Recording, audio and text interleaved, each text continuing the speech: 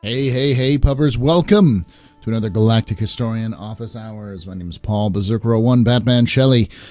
Let's get to the scene. Let's go start discussing some lore and some game stuff, just in general. All right, let me change the titles as well. No crazy transitions because I'm stupid. Anyways, hello, welcome, guys. Go ahead and enter that raffle if you guys are on the Twitch chat. If you guys are hanging out on YouTube, welcome.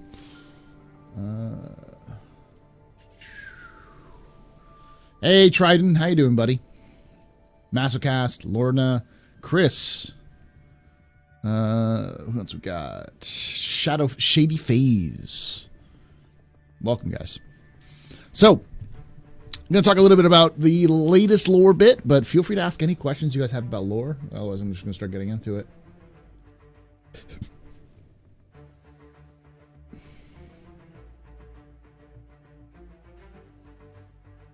Done. Go. Hey, Con, how you doing, buddy? Rating with 2. It's all it needs there, Massa. Thanks so much for that, man. Hopefully the audio is a little better. Maybe peaking a little bit. I'm trying not to. I had some salty comment about, like, get your shit together before you do that. It's like, man, early days. Fuck off. How you doing, South the car? He was trying to be nice about it. He was trying to be, like constructive about it, but he was acting like a Karen. Solith Car, how you doing, buddy? Hey, Devil Dog Hog. Thanks for that raid again, Masso. Welcome everyone from Massa Stream.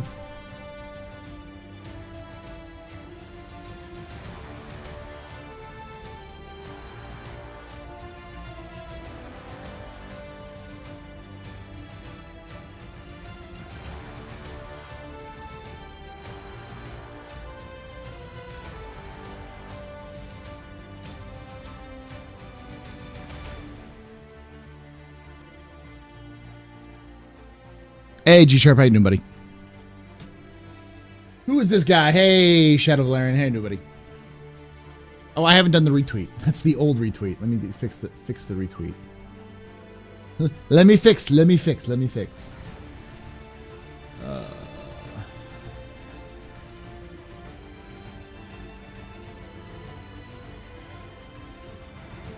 Came in late because I was working late to help students not fail.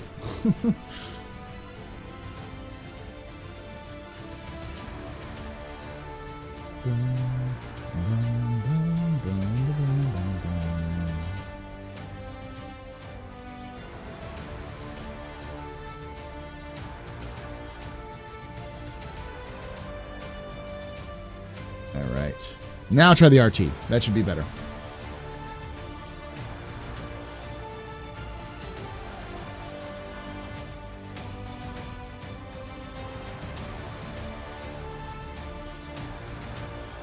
You don't know that's my day job. I'm a teacher. High school teacher. High school social studies.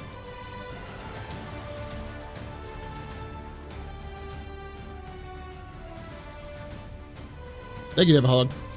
It's not like my wife doesn't quite like it because it's a little too short, she says. I need to shave again, though. Kind of tighten up the beard.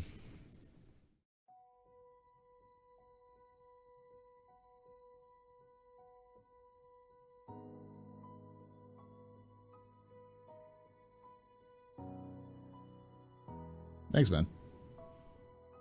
I'm making the young great again. Just trying to give them a better shot at understanding things than I did when I was their age. That's all. Hey, Chokikilla, how you doing, buddy?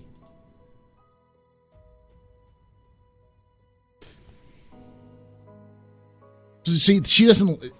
The only person who matters about length, about any of this, is my wife. She's the only one I care about in terms of looks. In terms of, well, both. Yes. I'm just going to steep it like that. So, I'm going to talk a little bit about Dumper's Depot and how, aka, or I should say, Dumper's Depot, or how I'm pretty sure that Centauri is the best system in the goddamn game. So, Saisei, if you guys don't know, is the home to Musashi Industrial Starflight Concern. It is also the home of Tumbril Land Systems. It is also the home to Dumper's Depot. Saisei is fucking ridiculous. It is the home for so many large corporations out there. And the best part about it is that almost all of those corporations were founded as startups. So Saisei is very much a like a startup hub. And when I say, some of these companies were started like hundreds of years ago in lore. Dumper's Depot was founded only like 100 years ago. Not even. Like 60 years ago.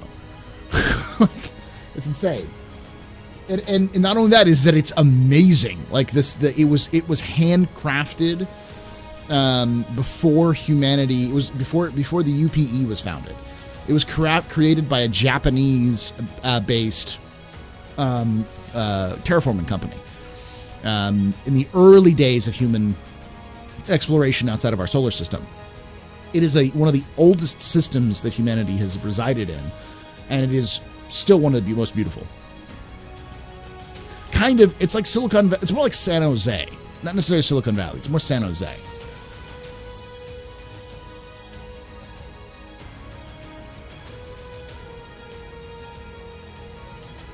Nice, I'll have to check it out. I'll have to do a session of the Spice Must Roll with Dune, the tabletop game.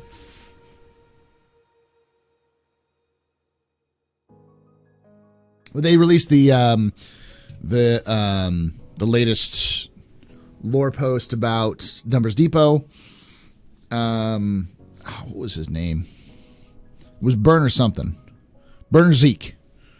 Burner Zeke is the guy who founded Dumper's Depot.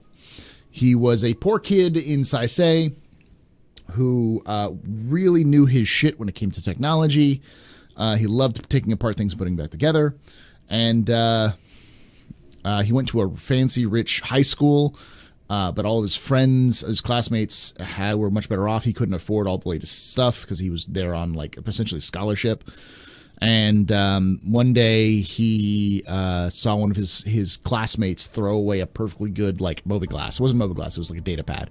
Perfectly good, essentially smartphone. And he was like, what are you doing? Why are you doing that? And he grabbed it, he pulled it up, he repaired it because he knew how to repair it. And then he sold his old one and made a little bit of money. And then he used that to buy more tools. And so he started going dumpster diving around the school to find the old tech that these rich kids were throwing away because it was like, oh, it stopped. It didn't turn on again. I must have not charged it. Throwing it away kind of thing. He's like, and he started hoarding scrap and started to repair it and sell it as for a profit. And his parents hated it because he was hoarding junk. He graduated and he got a scholarship to a big college, and he's just like, I'm gonna start a scrap company. So he started a scrap business, and it went off the chains. Hey, Red Hawk, how are the potatoes? Sorry, you probably hear that otherwise. Who's my vote for Imperator? I tend to agree with the transitionalist, so I think it's Lee is her name. Let me double check the name. Or something like Lee. Let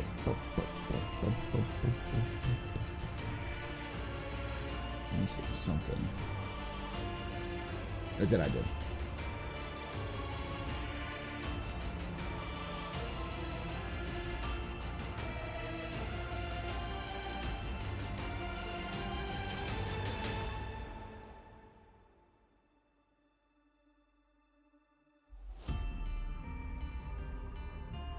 Let me look at my notes, because I didn't see it in there.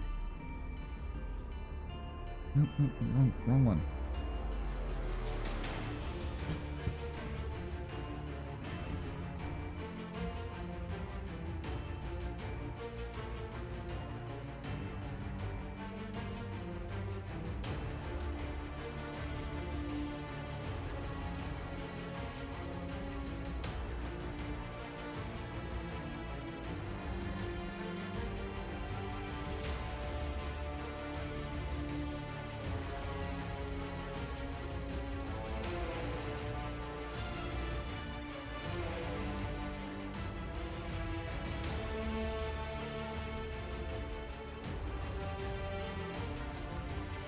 Mira Nago. Senator Mira Nago. She also wants to basically have affirmative action for the Tevarin, so I'm cool with that. And who founded Platinum Bay? I have to look that up. Do not know all that offhand.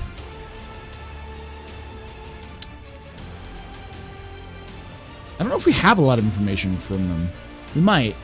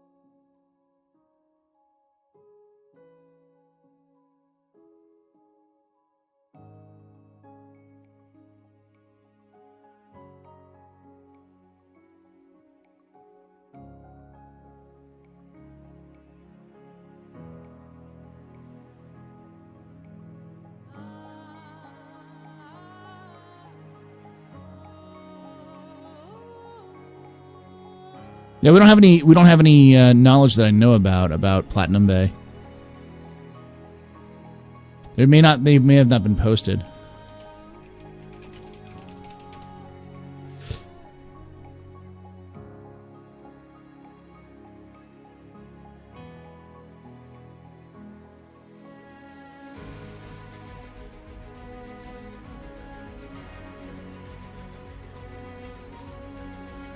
Yeah, it's really not. It might be owned by Crusader. That doesn't make any sense though. Probably more like Art Corp if it was that. But no, we don't have any details on that one.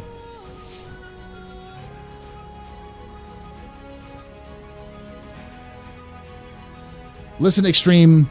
Sometimes they can let me. They let me. They close off the stuff so I can do some broadcasts from here. Okay. I need like a good like historian background. This is the closest thing to becoming kind of historian.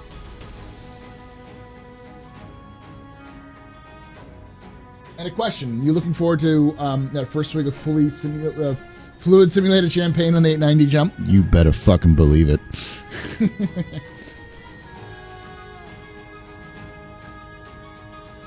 Yeah, Mira Nagao is going to be my it's NGO. I think is that Koreans or Chinese?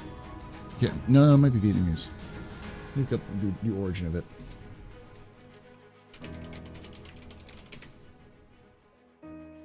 It's Vietnamese. Okay.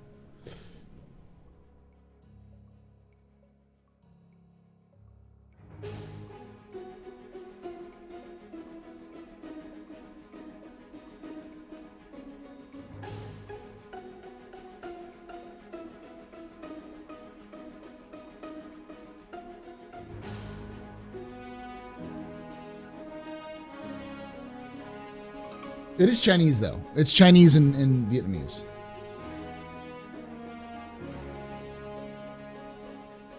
All right, let me listen to this again. Most English speakers incorrectly pronounce it as no. The correct pronunciation is no. Oh, no.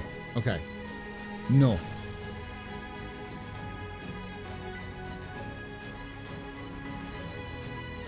Need a pyramid of enemy alien skulls. Damn, son. We ain't standing no heresy up in here, are we? I can recommend some places if you use CBD as a backup, maybe video loop, like you're touring the facility. Walking and talking, maybe. What I need to do is just get an artist to do a good, like, professorial background for me.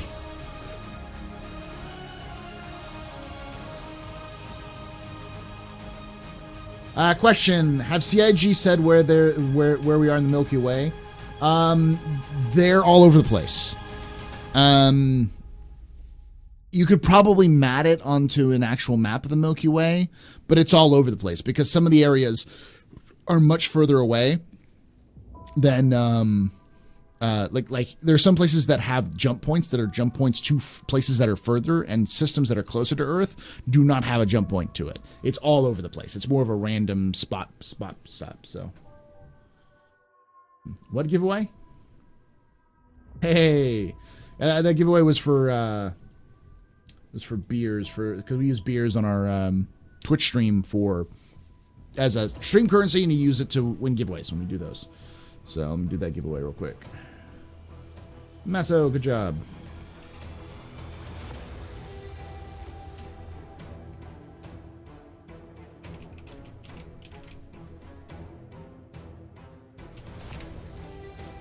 There we go. We'll do another one here in a bit. Yay, beer. Yeah. We're still on the Orion Spur. Orion Spur is massively huge. Yeah, probably.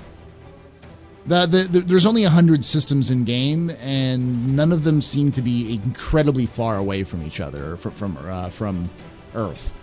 Most of them seem to be relatively distant for human terms, but in terms of galactic terms, nah.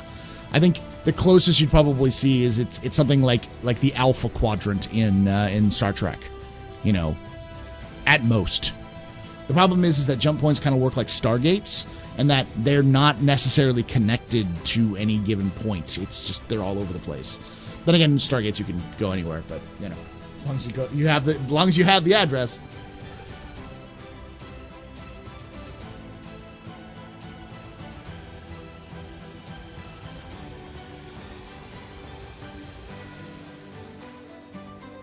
Would be curious to see where the colonized star systems show up in the actual galaxy, because like wormholes are like folds in space-time. They are, yeah. That's a good question. We don't even know if where humans are settling is even the same time as they are. We don't know if every system is in the 2950 right now. Like in terms of like age of the universe kind of thing. Likely, it's just simplicity. Yes, it's sci-fi hand-wavium. Yes, it's fine. None of them are in different times. Will there be a gate to Earth? There's two, actually. One is from the Kr'Thak system, and the other one is from the Deacon system?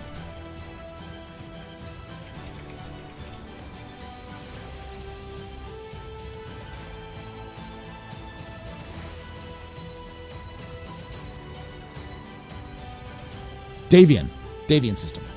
Both are large. Davian, fun fact, is when where we first encountered the Banu. Earth is actually on the edge of Banu space.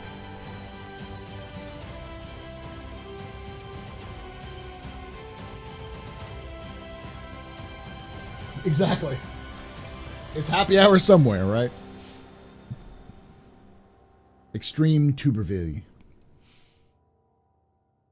You think we'll see an Anvil ground vehicle at the same point to match with the Carrack and the Pisces? We have an Anvil ground vehicle. It's called the Ballista. Oh, you mean like an exploration vehicle? Maybe a modified ballista. I could see them doing a shortened modified ballista. It already has kind of an internal cabin, but probably not.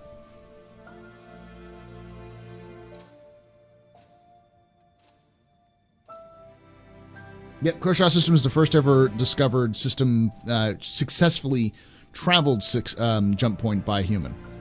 It's named after Nick Kr'Thak. We did a video on the explorers of the UEE pretty recently. Didn't do so well. Not a lot of people watched it.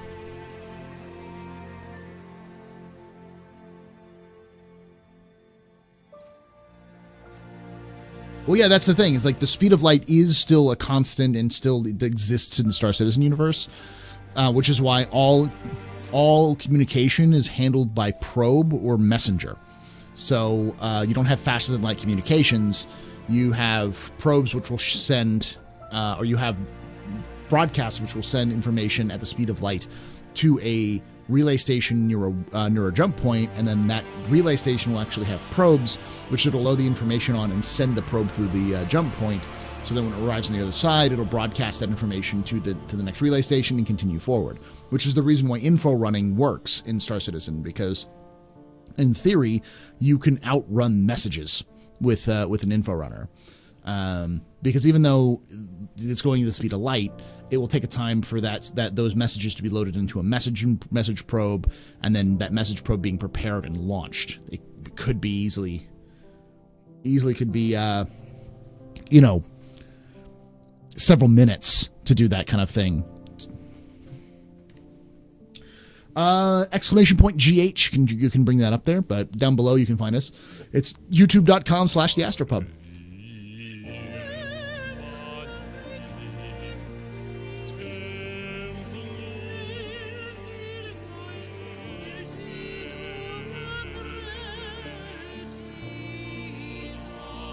Zephyro, I have no idea. Probably.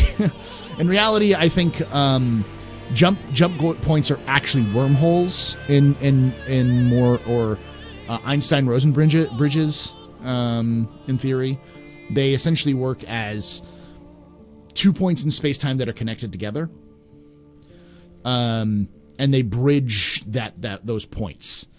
Think of them as anomalies. We only exist in reality. They only exist in theory and require a massive amount of energy.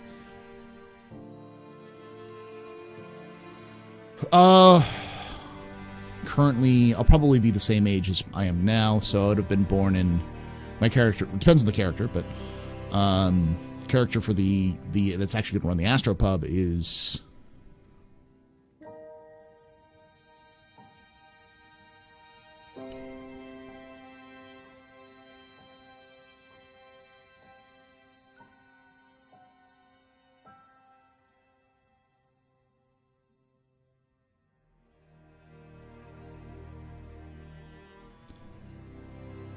$29.18, probably. Yeah, $29.18.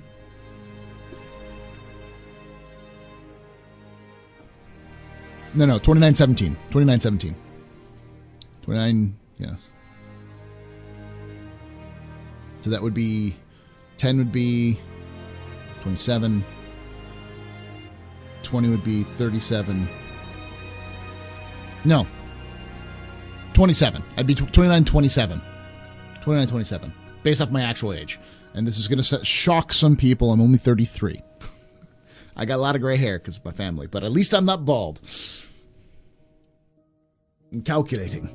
Brain overload. Listen, man, I just taught for 8 hours. I don't need more calculations. I don't need math. I'm trying to do math in my head for a fictional timeline. Yes, that's true. Other info running works because you can secure the transmissions. So, and because in the Star Citizen universe, UEC is a cryptocurrency. It doesn't exist in a physical form. It may have physical forms in terms of like credit sticks or something like that, like cred sticks, some sort of way you can download it onto a hard physical form. But it's mostly a cryptocurrency, and because it's mostly a cryptocurrency, well, in the sense that it's information. I don't know if it's an actual cryptocurrency in the sense that you have to mine it, like you do. But because it's a digital format rather than a physical currency, it's if you're going to transfer funds from one place to another, you're not going to do it over an open frequency. You have to hire an info runner. So essentially, info runners are not just messengers. They're not just the Pony Express. They're also armored caravans. They're armored cars shipping information. I fully expect there to be missions where you're taking money information from one point to another, or to stop money from going from one point to another. Essentially, doing armored car heists.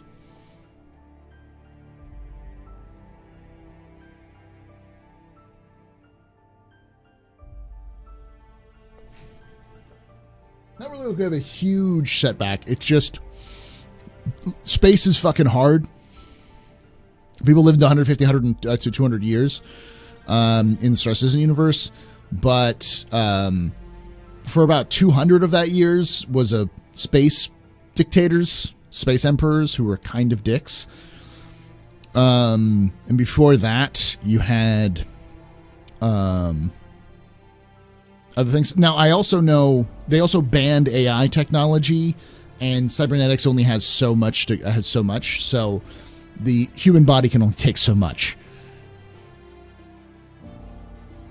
It's a currency backed by the government. Yeah, it is backed by the government, so it's not technically cryptocurrency. But it's definitely but it is an information currency. It does not have a physical form.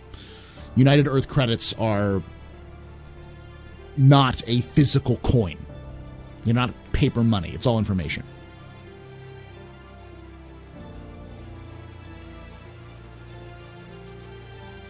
Thank you, Extreme.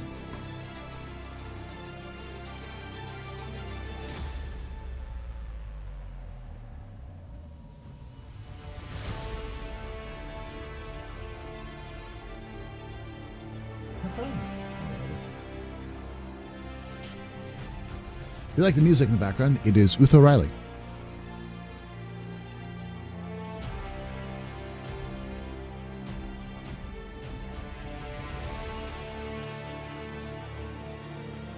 Yeah, no downloading our Android into our consciousness into Android. There's no shelling or anything like that. Sonic, America's driving. Yep.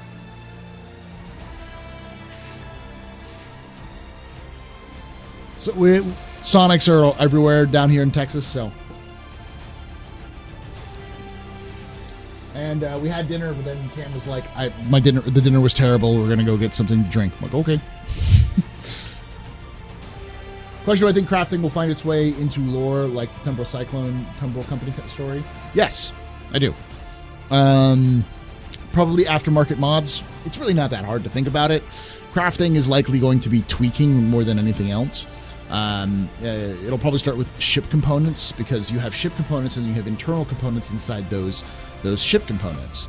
So you could have internal components that do different things, like this one improves power, this one improves efficiency, this one improves ruggedness. You know, like a essentially just you kind of make up your own kind of checker whatever bonuses, and then each, when you align them in a certain way, will make a item the way it is. So replacing it with something else will change that item's like abilities. Probably not. Hey, Cam. Cam is my wife. Yes, sad noodles. So story. Cam called me up and was like, "Hey, what do you want for dinner?" And I was like, "I'm good." I was still at work. It's like, "I'm good with whatever." She's like, "I don't want to do stir fry." So I'm like, "Okay, let's order Chinese. We haven't had Chinese in a while." Turns out, there are no Chinese places. Our normal Chinese places that we'd ordered from, we haven't ordered from them in months, but the places we would normally order from have been temporarily closed because douchebags are like, Corona, China. It's like, fuck off, guys. I just want my goddamn good noodles.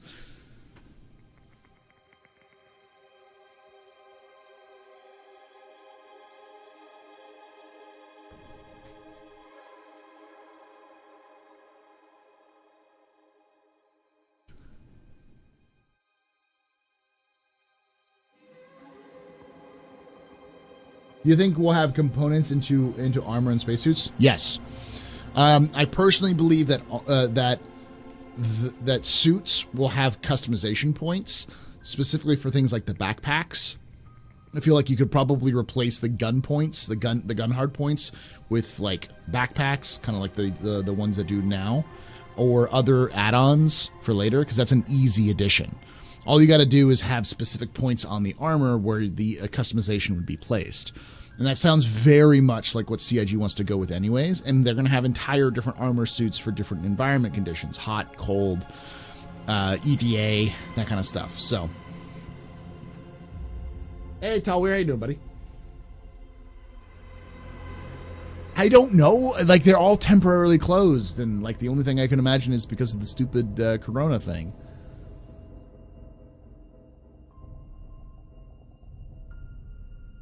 Yeah, I bet Italian place is still open, even though it's...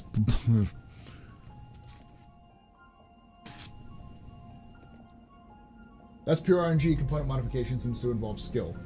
That's not pure RNG. So essentially, say you have a shield generator. In that shield generator, you have a power regulator. You have a transistor. I'm just making shit up because I don't know if these are words I know. Which will transform and power up. And then you have backup components. And each of these things do specific, like one generates power, the other one boosts the power, the other one backs up the power. So you've got a generator that will will take the power in and then kind of convert it to the right energy. You have something that will increase the output, like make it harder to bring down or to bring it back up quickly.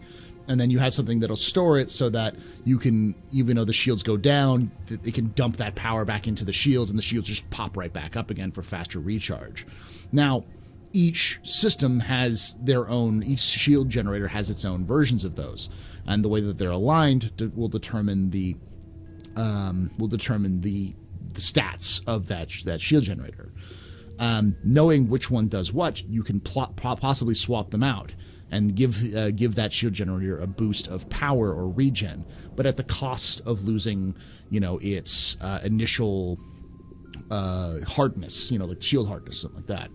You can usually set it so that each shield generator has its own base stats that cannot be changed, but then you add those individual components, which will determine the difference between, a force wall and a I can't think of the other ones, but they're all basilisk shields, but each basilisk shield generator is different because of its components. But it all has some base basilisk components, concepts. That's the idea that I would see if they could do that in the future. But I'm fairly certain they're going, because they've talked about tweaking the idea of having cost, so you can make something better, but at a cost of something else. And the only way I could see that happening is if subcomponents actually have different things that they do better. I hope. I've talked with them about it. They're very quiet. I don't know if they actually watch or anything. I'm sure they do, because I know Tyler bothers them about it. No news on how it affects its SidCon yet, no. But I mean, that's in October. We'll probably know more in May or June. It's good, cheap food. That's the thing about Sonic, is that it's good and it doesn't break the bank.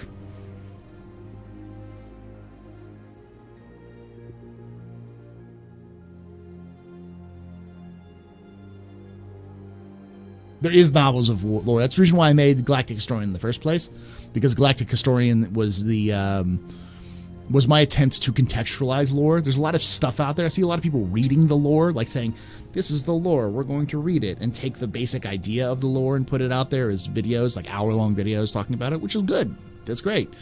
But I don't think many people understand the contextualization of lore. And since I'm a historian by trade, it is my job. It's the kind of shit I do. Take puzzle pieces and put them together, because there's a lot of ideas out there that CIG has put for various things. Like, they'll talk about companies, and they'll talk about systems, and they'll talk about events, but then taking those companies, those systems and events, and pushing them together and go, okay, what happened in this century? Oh, this all happened in this system with this company and this event. How might that have affected the system? That is cool, and that is the shit that I enjoy. And so that's what I've been doing. I've been trying to contextualize what an explorer is in the UEE. Not just the background of Crusader Industries, but the ships and how they were designed, and how they function, and their effect on other ship manufacturers. What some of the bigger ones I've done. The various stories of the Hades system, collecting them and putting them out in one big chunk. So what was the other good ones?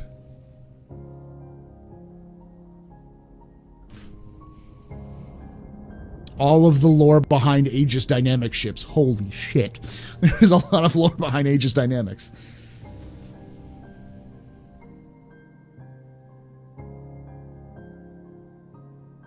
Kovalex? It's yellow and black, I think.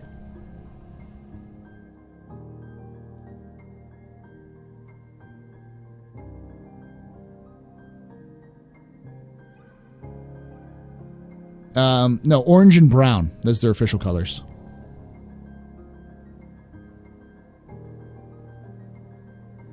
Here's the dispatch on it. Profile. It looks yellow, but it's kind of more of an orangey yellow. I'll put these in the various places. Question: do you? Oh yeah, there it is. I'm done. There you go.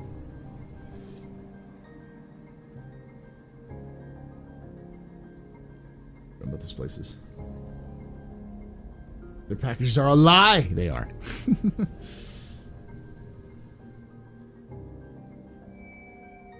I haven't done that. I did talk about the outlaw confederacy, which is something that nobody's talking about, which is interesting. So there, for those of you who don't know, there's a loose alliance of pirates, outlaws, smugglers, and other ruffians and rebels that I've dubbed the Outlaw Confederacy because they generally fight against the UEE more than each other if they're threatened to, and they tend to cooperate more, especially in systems like Spider, than they do go after each other. So you have places like Nyx, Pyro, Nexus, Cathcart, Odin, and Magnus. Even though Magnus is a UE system, it's essentially the shopping mall of the pirates. That's why Drake is there. And what a lot of people don't realize is that they've kind of formed a proto-government. They have their own laws. They have their own regulations. They have their own defense forces. They have their own agreements amongst one another. And again, they will side against the UEE if they have to, with each other. The only thing that's really stopping them is a charismatic leader or some sort of big financial push. There's not even a pirate code. It's very loose.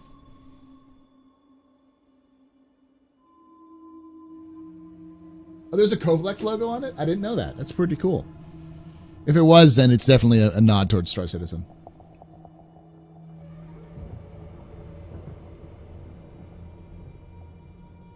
Are there competitors for ground vehicles, especially other motorcycles? Not right now, Jesse.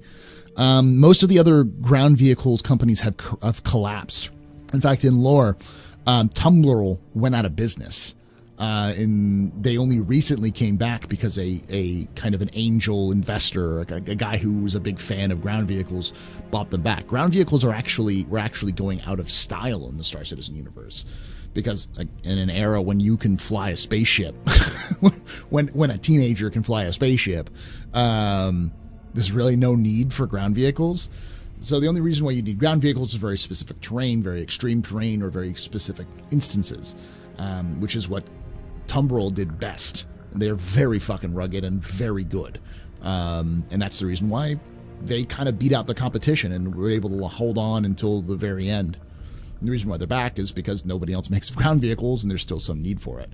But outside of Greycat, which is made, or not Greycat, Greycat, RSI, and Anvil, Tumbril is the only dedicated ground vehicle manufacturer.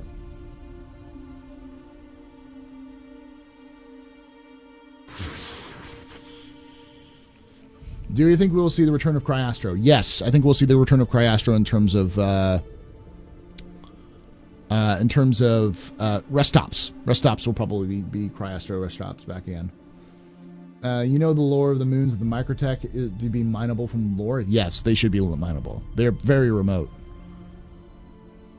Do we have any news about Titan suits? No news about Titan suits yet. The idea behind them, not really, but I assume that the Titan suits were built specifically to combat the Vanduul, because they were the first species that humanity's had to deal with that's friggin' huge, and it's hard for them to deal with. So yeah, I'd assume that's the it's an anti-Vanduul thing, but it could go back as far as the Tevarin Wars. Let's see what else we got. Pod suit. Where's my bargain being a system? Wherever I want it to be, man. It's gonna be out of a 600i. Hey man, do you think there'll be a Tevarin might rise again, or they crush for good? Oh, they're definitely rising again. There's no way that the Tevarin are just going to go off into that good night. So one of the things that a lot of people don't realize is that the lore team writes intentional cliffhangers into lore. Because they want players to deal with it. So things like the rising of the Tevarin, the pending civil war between Earth and Terra, the invasion of Earth by the Vanduul, a war between Xi'an and the Xi'an and the humans, the discovery of the Kr'Thak.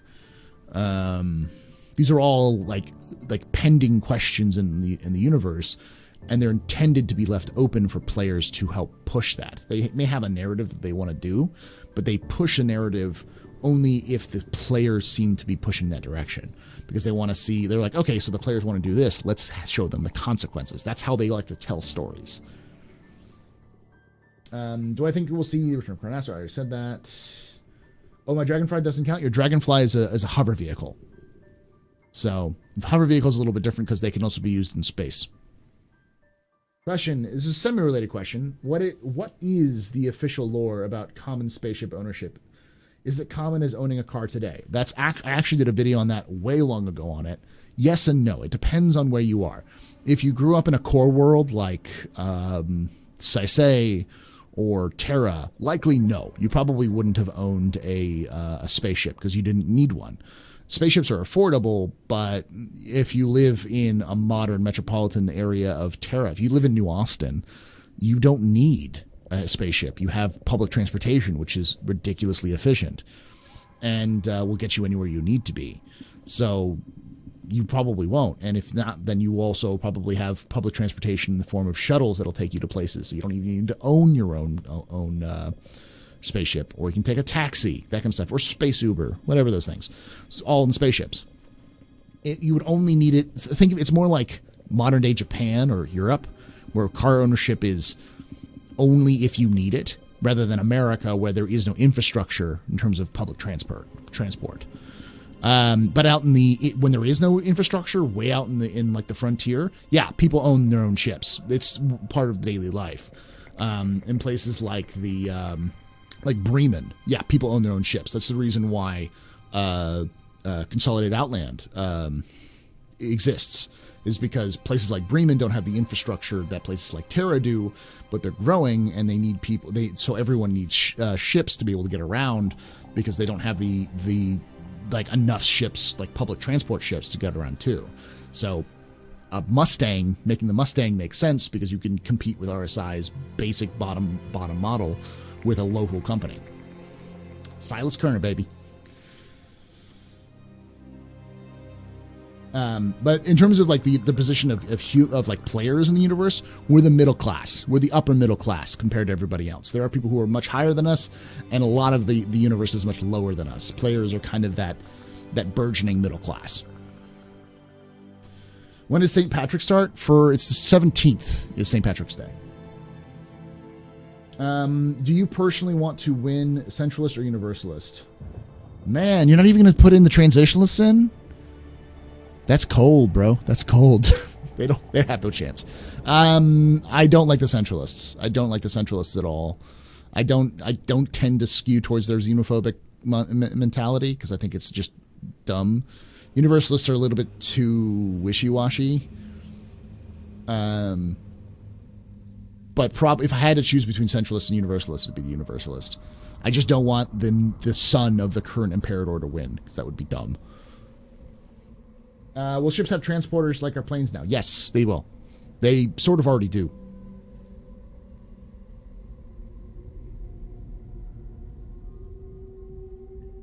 Yeah, like Alaska with lift planes, or Texas with cars and trucks. You know, places where you don't have the infrastructure to support, but you have to have your own vehicle. And usually those vehicles are a little bit cheaper, but when they're not, you have to find affordable alternatives. Did you do a video on your ArtCorp City Flight? I have not done one on City Flight. I have to go through there is a lore behind it that I have to do. City Flight. I don't know how detailed the lore is, but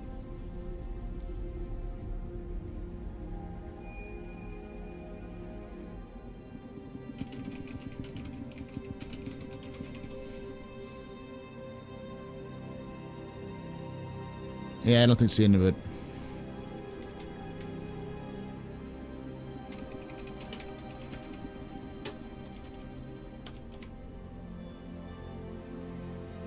Yeah, it's just a transportation service. Is there a tractor beam device actually modeled on the cat? Yes, there is. Though you had to say in your lore vid, what ships like the Mustang and Aurora are like cars now on the price? So common, but ships like a Freelancer are only small bit family business. Yeah, exactly. So the Freelancers, anything outside of an Aurora or a Mustang is probably going to be too expensive for your average person. A Freelancer or a Cutlass would probably be something a small family business would own. Or like a small bit local business might own, and they may only have one. They're pretty expensive. I mean, if you look at the actual rates on those, like think about package delivery. Like right now, you deliver a package for about 3,000 UEC, and a Freelancer costs like 1.5 million UEC.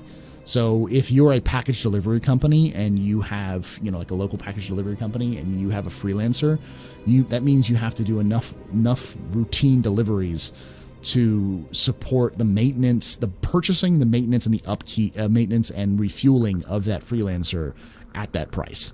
And even generally speaking, the way that they've talked about it, you're much more the middle class. You're not heroes, but you're not bottom of the basement.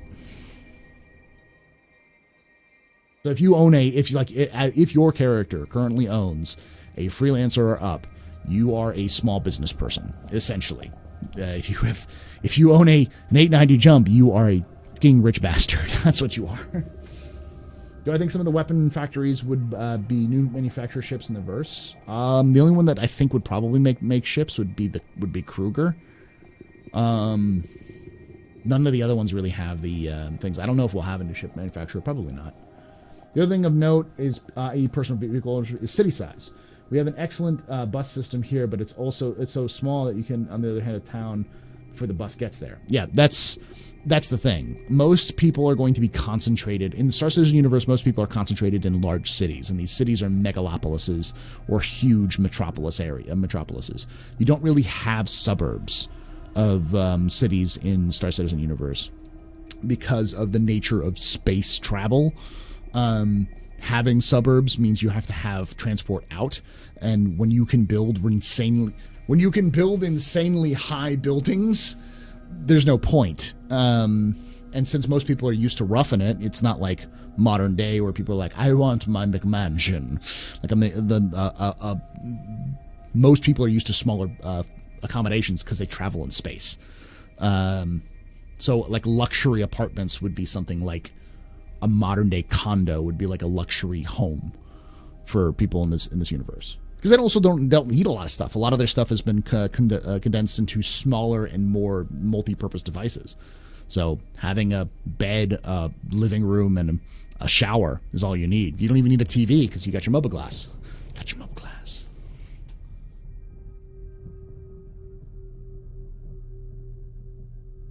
Exactly, DFX. You would be waiting longer for your air traffic control to clear you to go to the other side of the city than just to take a tube.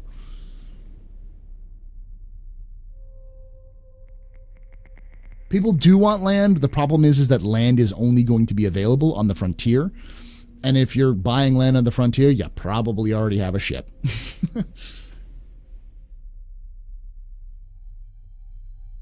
There's lots of land. The Star Citizen universe is full of land. It's just not all good. What does two Orions mean? It means online. Are you planning on mountain topping soon? Because you can literally destroy mountains with those things. I'll be right back, guys. I'm taking a quick bio break. Don't go anywhere.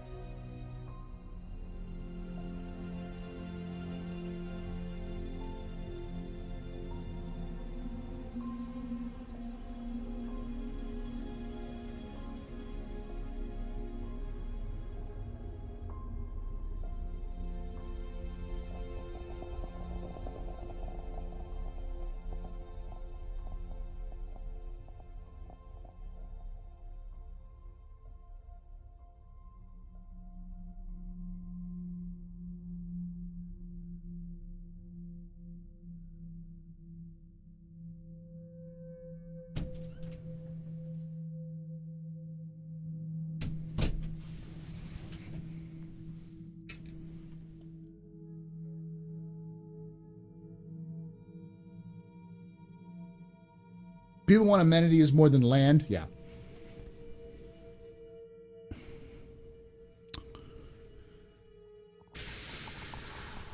Feel free to keep asking questions, guys. This is always fun. For those of you guys who don't know, my name's Paul. This is the Astropub. I do lore videos on YouTube called Galactic Historian. Right there. I also do a weekly podcast where I talk about Star Citizen called The Captain's Table. And we stream Tuesday, Wednesdays, Thursdays, and Fridays, and Saturdays on Twitch TV. The only thing I don't have up there is the Spice Must Roll, which is our weekly tabletop RPG games. We've got a couple cool things. First off, I made this announcement last week that I am putting together a Star Citizen tabletop RPG. It's using the system for it's basically like an addition or a hack to Stars Without Number. So if you guys are like D&D fans, essentially it's Star Citizen D&D. The system itself is free because they have a free version and a deluxe version. And what I've been doing is modifying that system with Star Citizen equipment, weapons, armor, ship components, and kind of creating my own systems inside that, heavily based off of Star Citizen, and then taking out the things that don't work with the Star Citizen universe. My plan is to finish writing up the mechanics in the next month or so, the basic mechanic changes, and then create a blueprint for the Crusader or for the Stanton system, and then release that to people to test if they want to get some feedback and changes to the system itself.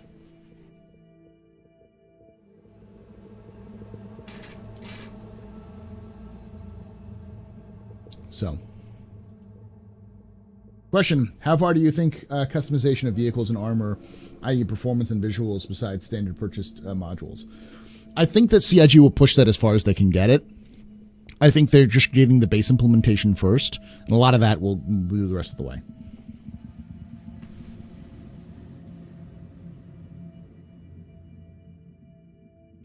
Yes, Mankai. No, the thing about Stars Without Number is that it requires it's very small in terms of skill base, but it's based off of the 3rd edition D&D. It's a mixture of Traveler, for those of you guys who know tabletop RPGs. That's the granddaddy of all space RPGs. Mixed with 3rd edition open source D&D rules with their own flavors. Basically take that and then just remove the psionic class. So, and the playable robots. It really is flexible, and it pretty much fits with everything CIG already has on with Star Citizen. Possibly, yeah. I can talk with. I'll probably talk with Myth. Ooh, extract Myth about it. Myth and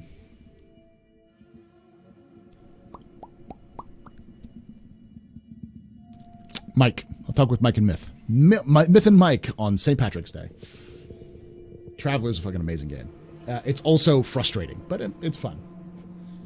But no, Grueler, I do think that they'll go as far as they can with customization, because here's the thing. CIG likes to get to micromanaging stuff, be able to players to have as much control as possible. They also want customization options for, like, I'm sure they want to do decals and color schemes and paint skins, because all of that they can monetize and sell. And not just make money, but also improve the like the morale of backers. It allows people to be more custom and unique. So, is the 600i getting a touch-up? They said it was at one point. It probably is going to, but I wouldn't expect it a massive touch-up.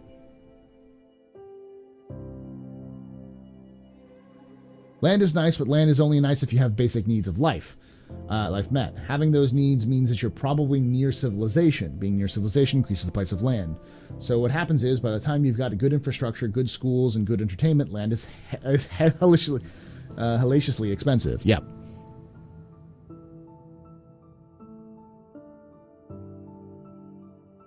Yeah, because that whole thing started with an argument about the changes in the in thrusters for the Anvil Hornets.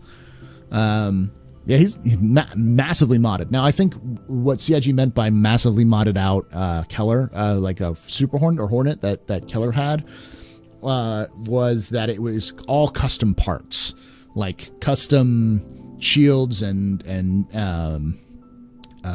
engines and all that kind of stuff. So like think about custom components rather than like he built custom components from scratch.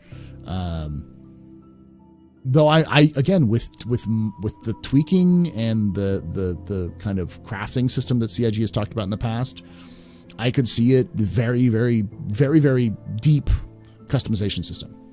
They need to get the fucking basics in first though, and they haven't done that yet. UI is going to probably have to change a little bit to get that done as well. Yeah, I could cut. Okay, kind of like a custom car. Yeah, you're still using parts. You're not going to build a part from scratch.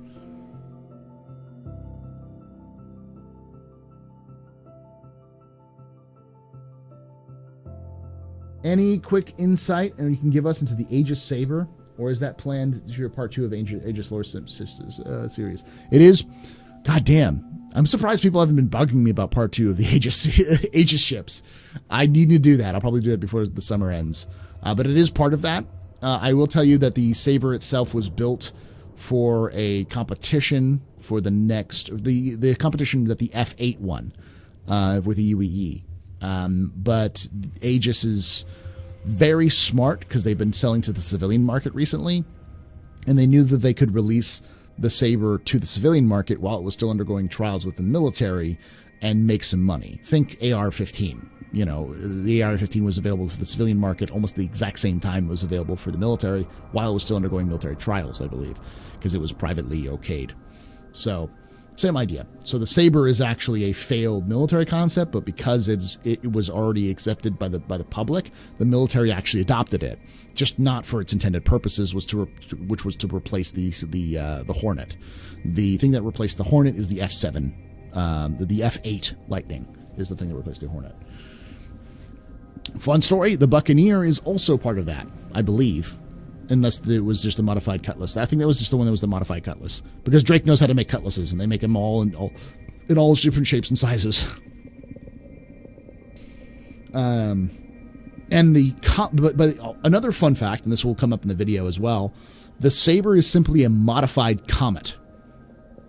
The Sabre is an upgraded old test ship that Aegis made called the Comet, which was designed well back before the Mezzer era, or during the Mezzer era. And that's the reason why you have the Sabre Comet, because it was named after the original ship that the Sabre is based off of. Do I think Endeavor's Collider module will be used for component tweaks? I think possibly. You probably see it not just from component tweaks, you probably also see it with like power generators, or possibly. It may be some sort of you probably have to collect some sort of like energy residue or some sort of that kind of thing for you to tweak some stuff. Maybe. Kruger definitely needs more ships. The Merlin and the Archimedes were their first ships ever. I'd like to see them do fighters, because that's kind of what they're good at.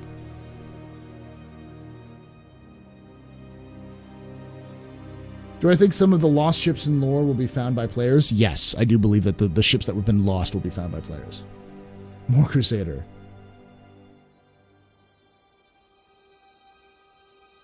Crucibles as mobile custom garages. Yeah, I could see Crucibles being like mobile customs spots where you could swap out stuff.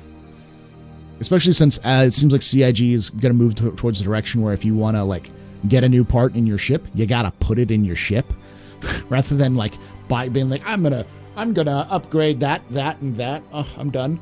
It's more of a, once you upgrade it, you go, oh, okay, and put that over there, and put that over there. Okay. And then you have someone who's going to actually have to take the pieces and go install it if you don't do it yourself. Yeah, CNOU needs more ships, and I forgot what we said.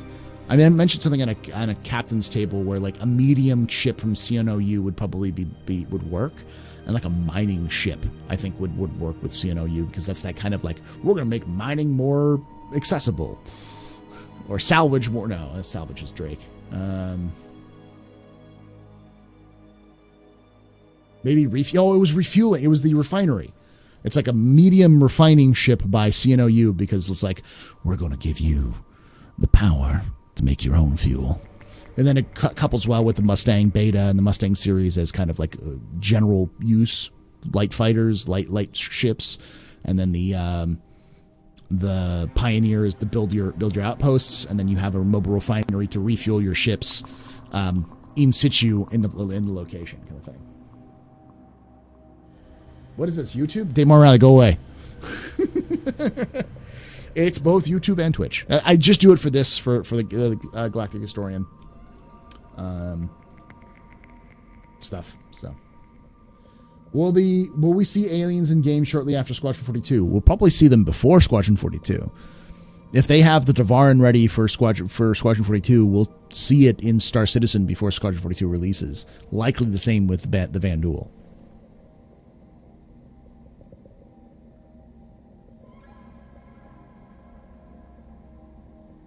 Grula, thanks for hanging out, man.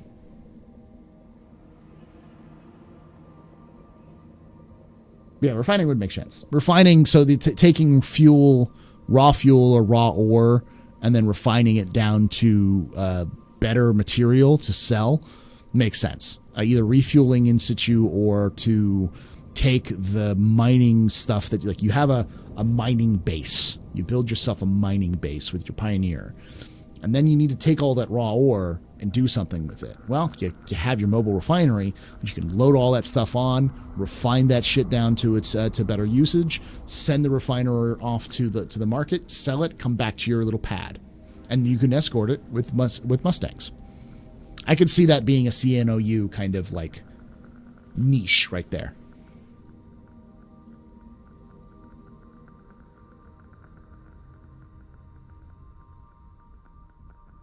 I'm sure it does. I'm also wanted to let you guys know who are watching on YouTube that we also do live streams Wednesdays, Thursdays, Fridays, and Saturdays on twitch.tv/theastropub.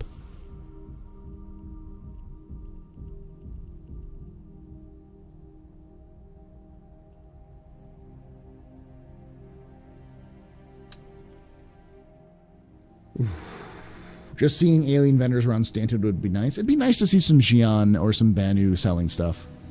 I think one of the reasons, other than just animation purposes and AI purposes, why we won't see AI or aliens really, really soon is because you probably also need linguistics to be done, and that doesn't sound like the Banu or Xi'an or Vanduul languages are totally done. In fact, it seems more like the Xi'an language is mostly done, the Vanduul language is mostly done, and the Banu language has started.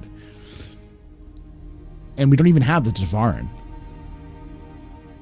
So I'd be, if there was one race I think that we will not see in Star Citizen universe anytime soon, it would be the Tevarin. I think we're more likely to see the Xi'an and the Vanduul than we are to see the Banu, and then Banu like a close second or third.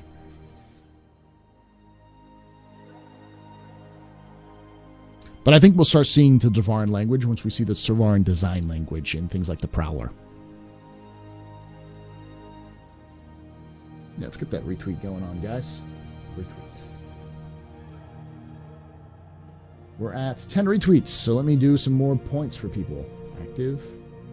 And then we'll do another beer raffle.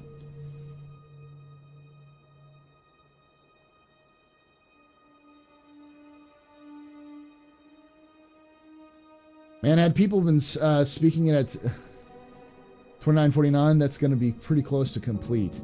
Xi'an, not Banu. Banu was very recently created.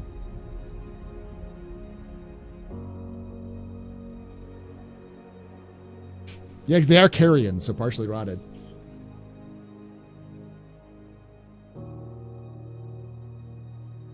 The Kr'Thak are not going. They're going to be a year 2, year 4, year 6 down the line release. I think the Kr'Thak will be an event in Star Citizen that will happen after, either in one of the Squadron 42 games or after the Squadron 42 chapters are done in Star Citizen. Do I think there's enough expansion out there, lore-wise, for people to make movies themselves as players? Oh, yeah. There's a lot of stuff out there. If you want to use the lore to start working on like role play and stuff like that, there's plenty of stuff out there for it. Not everything is filled in, but the glory about Star Citizen is that that's kind of important that there's stuff that's not filled in, because they want players to fill in the blanks.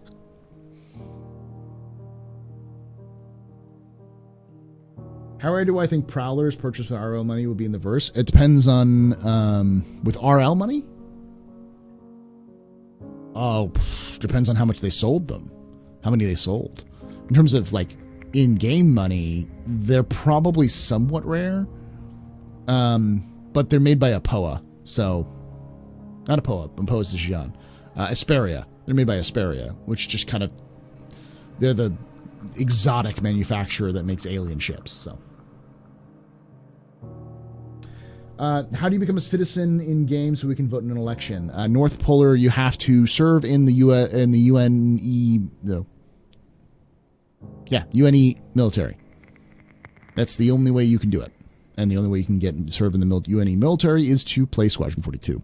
None of us will be able to vote in the election. Though they have had votes in the past where they could swing some things. They've done it in the past where they'll poll players what they want to do.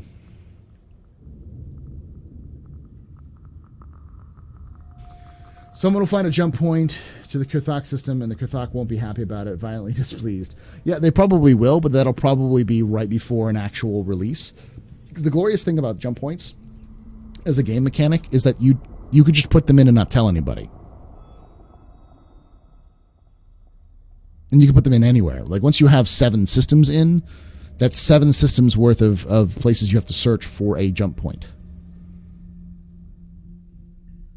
Now, I know a lot of people are like, that's years away. It's like, it might be next year. We really don't know. There's a lot of back-end systems which are being worked on this year that should be up and running come early next year.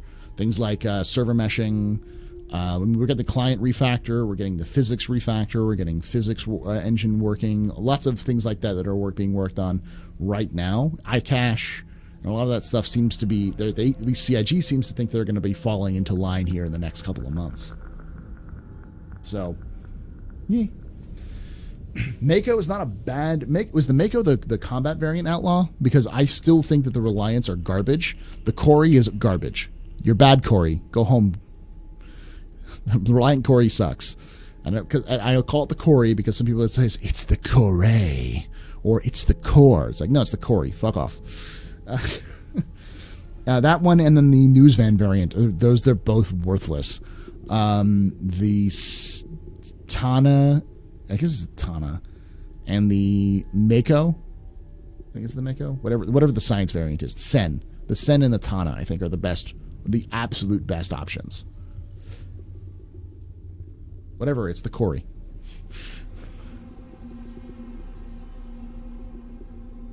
I really hope that's what CIG does. Put in jump points, not tell us. Discovers would be awesome. I think that's probably what they do in terms of new jump points, which aren't in lore or aren't planned. That's how they'll slip it in.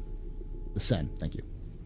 Question, do I think there'll be more systems than is in the current website? Yes, 100%. They'll have more than what they currently have on the ARC website. 100%. Likely the 100 systems we have in game we'll have in game at launch, or whatever the hell that is, will probably be in. I would expect pretty much the human systems to be done at launch, which may not be 100 systems. That's still like 60 systems, but we'll see. Yeah, Dame Morale, you guys would be the ones who would use the Reliant if you got rid of that stupid grainy overlay. On top of which, the data of the jump point can be encrypted client-side, so the client can't know it's there until the server's like, oh, by the way, you found out, here's the decryption key. Yeah, basically. It's like, the thing about the jump points is that they're so well thought out in terms of a game mechanic, in terms of how you can add them and move them away. You can just turn them off in the future, too. CIG, CR, or Tony Z just casually mentioned during a talk or video that there's now 10 systems in the game and everyone looks at their maps and only counts 3 to 4. Exactly. Do I think there will be pilgrims? People's going off to new systems? Yes. Oh yeah. I think likely what's going to happen is CIG will have new systems open up. Players find them, they name the jump points and the planets, and then CIG will have AI start to travel to that new system to colonize it or to claim it. That based off of their AI tech that they're trying to develop, should be easy or within reason. When they launch in 2037, then the 25th Kickstarter, they can have lots of systems. Yeah, it's true. I think a lot of people are putting too much stock into the time it takes for them to make one system based off of Stanton, not taking into account all of the background work they had to do and how Stanton is essentially their blueprint to how to create systems. Stanton has 4 landing zones, which is insane. Most systems have 1, if any. And like Pyro, it has 1 landing point. It's a ruined station called Ruined Station. Everything else is just blasted rock. Nyx only has 1 landing point. Levski, Delamar. That's it. All the rest of the planets are just like dead planets. So like making the planet, which is for them pretty easy, they can do pretty quickly. The hard part is landing zones, and the thing about landing zones is that they're pretty rare, and they'll probably recycle a lot of the parts that they use from making Stanton to make other landing zones. The exception would be probably Earth, like Sol, and Terra would probably have to have very much custom landing zones.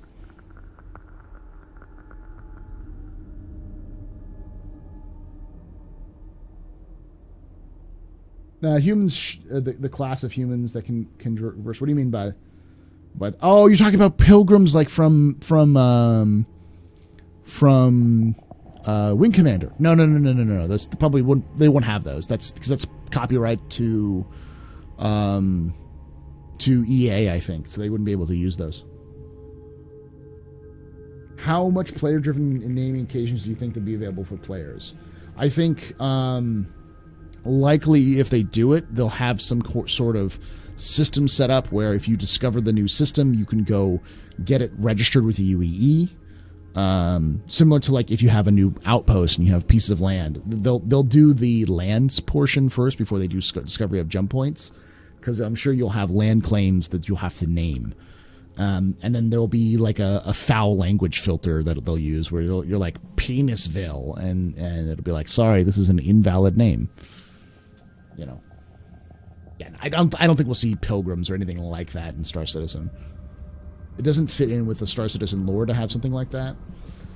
The most you would see is some genetically modified humans, because that's pretty common in the universe. Question: with the recent lore stories talking about the Tevarin, it seems like their culture is based on two pilots per ship, etc. Do you think it's possible insight to their culture? Yeah, possibly. They're very much a warrior species, and the idea of a battle buddy exists well beyond modern day. The Romans had essentially 2-man systems. All their squads were made up of 10 2-man people, 2-man groups. You would have somebody you would stick with you the entire time. Martial societies tend to have those twos because they work pretty well, someone backing you up. Spartans always had younger boys who would be off there, knights and squires. If CIG seems to be trying to do that, it works because the Tevarin are an incredibly martial species. Their entire culture is based around warfare. Not violence, but the art of warfare.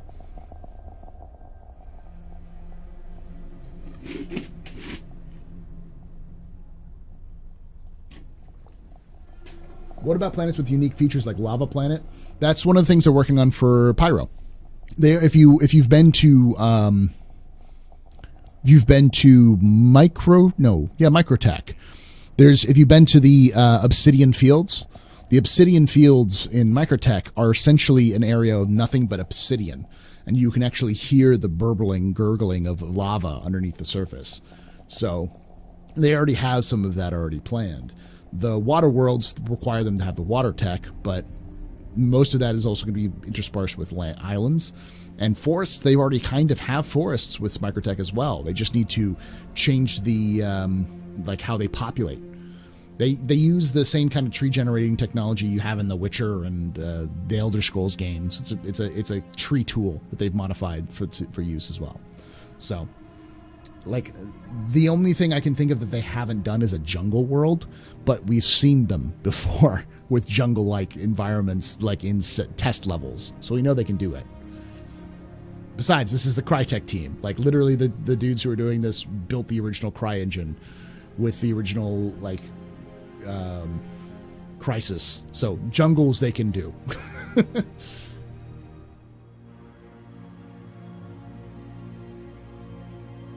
Selen. Selen has cryo geysers. Yes. So the Tevarin are very highly inspired by Bushido. Let me look up there the name of it. They have a religion that is essentially Bushido.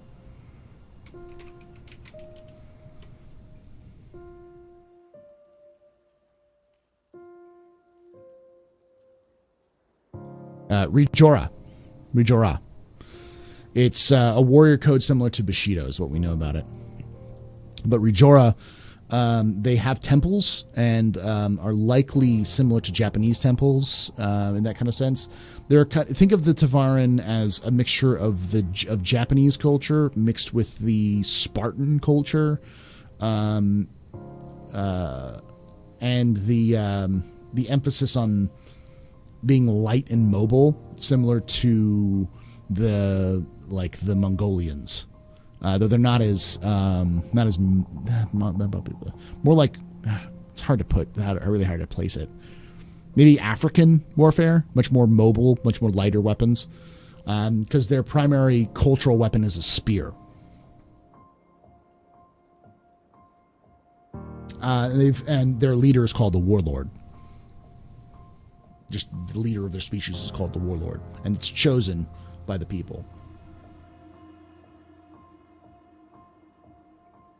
I wouldn't say that they have a lot of Shinto influences. It's probably more similar to, well, yeah, they probably have a little bit of animist. We don't have a lot of details on their religion, other than that Rijora is their main religion, and that Rijora has only recently been practiced again, because it went into decline after the Second Tevarin War, when they got their fucking asses kicked by Squadron 42.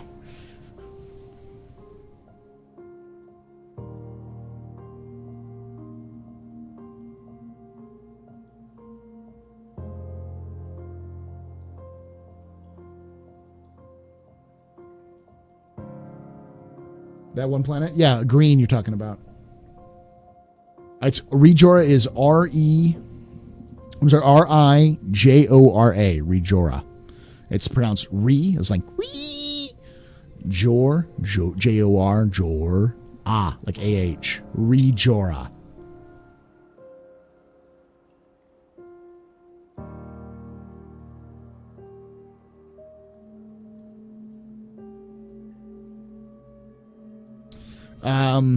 Yeah, and their system is similar between a feudalistic society and an oligarchy with a military government.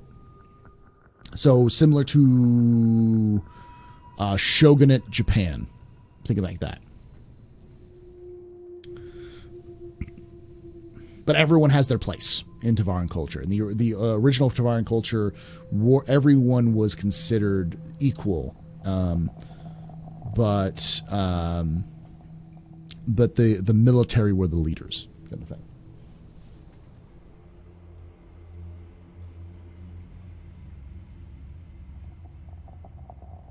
That's true, Nair, but 42 is also just a reference to Hitchhiker's Guide to the Galaxy, because Chris is a nerd. Are they a henpecked society? No, they're actually a more of a male-dominated, though the Xi'an are more misandrist. They're actually more of a female-dominated society.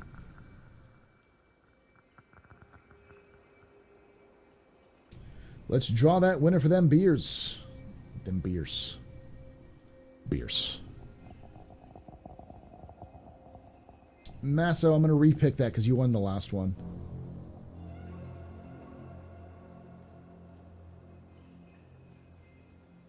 Commander Benkai. Give it to you.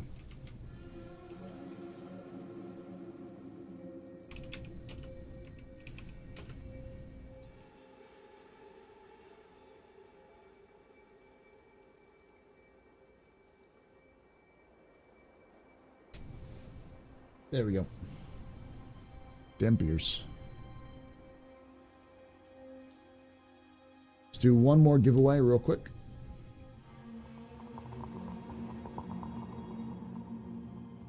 Oh, and Raven Queen was subscribed and I didn't see it. Feel like an asshole. And Bob subscribed. And Mr. Kilroy followed. And another subscription. And a method. Oh, Jesus Christ. All of these. Everyone gets beers now.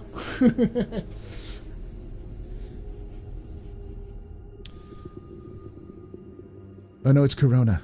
Yes, you get the Corona beers. We'll be able to be recognized as a military member in the PU instead of civilian at some point. No, you will not. So if you complete Squadron 42, Brandon, you get the title of citizen. Star Citizen uses a Roman-inspired and definitely 100% not, totally not, inspired by Starship Troopers in any way, shape, or form.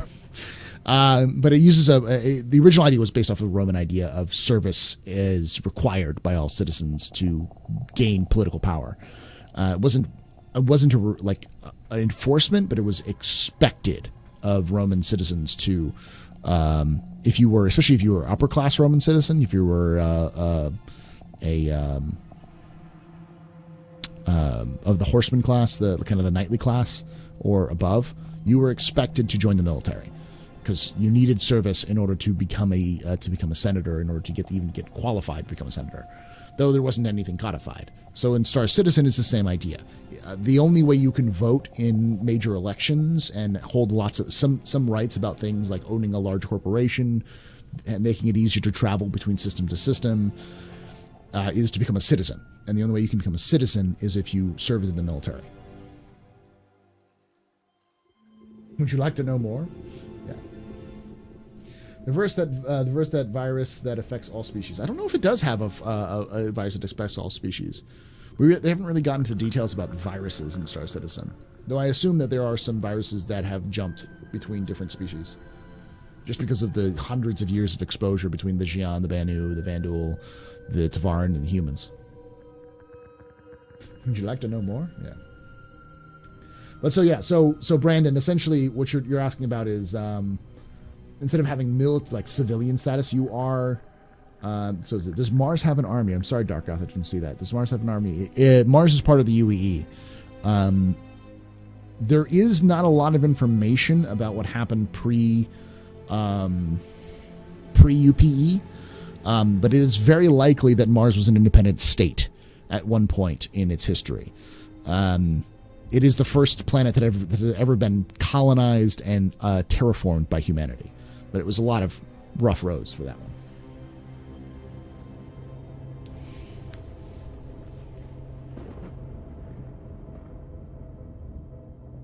Hey, Miles. How you doing, man?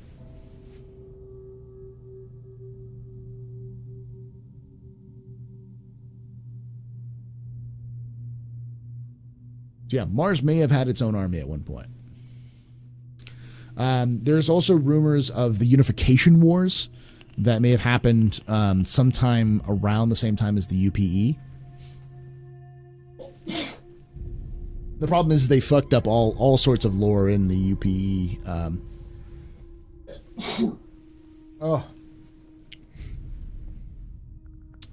Freaking tree jizz. Not gonna stop. They fucked up a lot of the lore in UPE. Any information about lore about overly genetically modified soldiers similar to elementals in Battlefield? Not soldiers, but everyone is genetically modified in Star Citizen universe. That's why you can live so long. everyone is they basically remove all the faults from birth in terms of like diseases and cancer and such like that. So you're genetically Gattaca style. You're modified from the very beginning. As for soldiers, because the military is volunteer, they do not force people to go through genetic modification. And the way that I understand it, Star Citizen is approaching genetic modification the way you would see genetic modification actually be done, whereas you can't do it post-birth. You have to do it while it is happening in the beginning. I know BattleTech does lore like where you have like soldiers essentially cloned to fight, and or like to birth kind of thing. But it just doesn't happen in human society. It's too broken up. The human society is way more divided than you think. The UEE is pretty strong, but the periphery of the UEE is very independent. It's much looser than, say, the 40K, Imperium of Man, or even the BattleTechs in Inner Sphere houses, or the clans. Like, there's also stretching much higher because the entire galaxy, where Star Citizen is much smaller. But you have I think 20 systems, 30 systems that are directly under UEE control, and there's like a dozen or so which are not, but still have human presence on it. Are there party primaries and party nominations for Imperator? No, they use a ranked choice system. So how the voting for Imperator goes is that at Citizen Day in October, every 10 years, anyone can apply to become to run for Imperator, and there's hundreds of people who do every year. You just need enough votes to qualify to run. Then you go through the first wave, which ends in February. It ends in February. Then they go through a second wave. Whoever has the most votes of that wave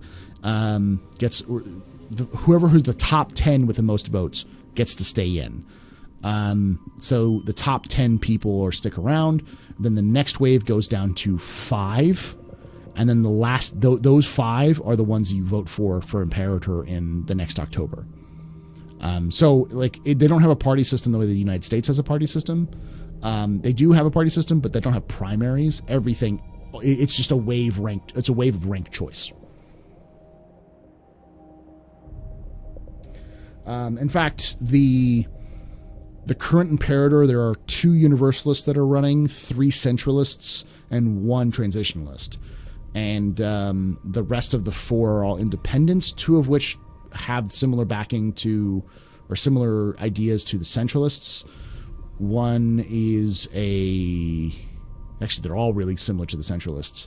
Some of them are more like super extreme, like a former militia leader who's like Nuke the Vanduul. One of them is very much a free dope and the Synth World system, Synth World project. One of them's an anarchist. One of them's a straight anarchist. He's just like, I want to win Imperator so we can break up the UEE because we should be independently run on our own. Each system should have its own say because the UEE is too complicated and bad for itself.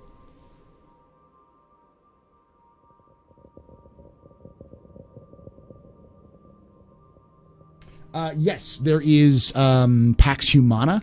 Pax Humana happens on November 14th, I want to say, which is a celebration of the military, but it's also kind of a celebration of the UEE itself. Then there's Citizen Day, which is in October, which is it doesn't mark any specific day, but it's kind of treated as the Independence Day or the Bastille Day, or that kind of thing. It's as like the birthday of the country, and it's CitizenCon. It takes place on Citizen Day, so it's usually in October. He is the Senate. Wait, yeah. Do we think we should see ship add-ins for mods? Only if they fit within the design framework of the current ships. Hey Doge, how you doing, buddy? I'm doing good, man. How you doing? Do I have an org? Right now, I currently fly with the Test Squadron, Burst Squadron, Montoya's muddled Marauders, But I haven't made my own org, no. I might do it at some point, but we'll see. That's good, man. Good to see. Do I have a specialty drink? I have a couple of them. There's the Admiralty, UEE Admiralty. One of my favorite is the Smuggler's Smuggler's Special, Smuggler's Delight, I think is what I called it. Yeah, Smuggler's Delight. Which is I got to remember the recipe. I have it written down somewhere, but it's a dark lager beer with moonshine, lime juice, and I think that might be it. Maybe a little some extra. Maybe some simple sugar as well. Montoya's Merry Men. There we go. So when are you and Cobra going to do a crossover? He watches Captain's Table. I watch him every once in a while. I got to reach out and ask him because the problem about Cobra is that his time are always so different from mine. Because he and I both stream at the same time during the week. But when I do like the Captain's Table on Saturdays, I think he's off because he's got a wife. Like, as a man with a wife, I understand. He's got other things he's got to do. So I'd have to reach out and talk to him about it. It's really good. The Smuggler Special.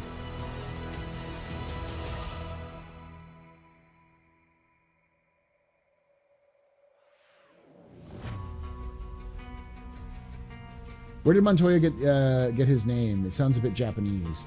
Montoya, I believe, is actually Latino? I want to double check.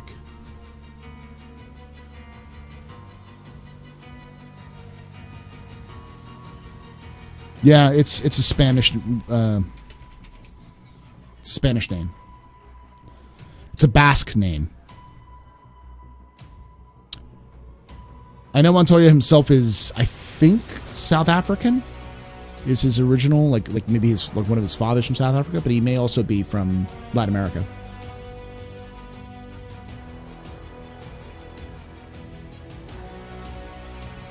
Not a smuggler, 100% legit person. Serious. I know what you're talking about. There's no drugs in my back seat. I don't know what you're talking about. Do not, whatever you do not go to the back room, the secluded part of the 600i. Knock on the door and ask for grockies. There's totally not drugs there. Hey, fast cart. Testes are pesties. Testes are drunkies. That's what we are. He might have gotten it from The Princess Bride.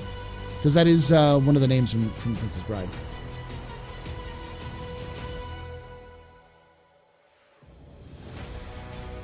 No, totally not. No drugs there. I don't know what you're talking about.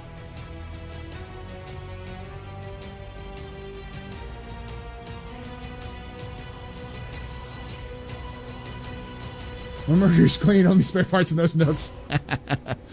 You know, I got a Mercury. After doing all this research on Crusader, I'm like, damn, the Mercury is kind of cool. It's got a cool lore, and then I also understand, like, its purpose. One of the things I've done is, like, by looking into the lore of things, I begin to understand a little bit more about what CIG's thinking, because lore and gameplay go hand in hand whenever they build something, which is the reason why I do a lot of lore stuff, because I think that most people are going to underestimate the value of lore in the game. So CIG will make it available, I hope, in-game. But for instance, you may not know that there's a drug war going on in Stanton right now between Tisa Pacheco and her syndicate and the local crime syndicate in Stanton run by Wallace Klim and the other guy's coming in. There's a couple of people actually.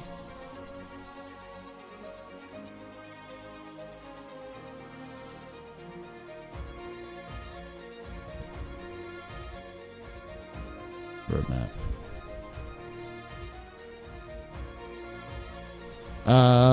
Eddie Parr and Wallace Klim are in on a drug, kind of a syndicate, a criminal syndicate that exists all throughout the Stanton system, which is currently getting its face punched in by Tisa Pacheco.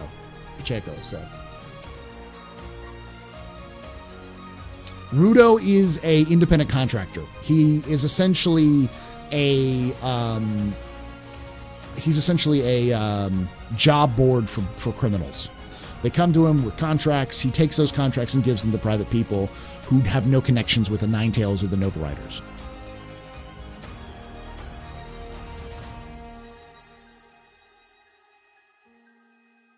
They've installed faulty aiming devices. Damn straight.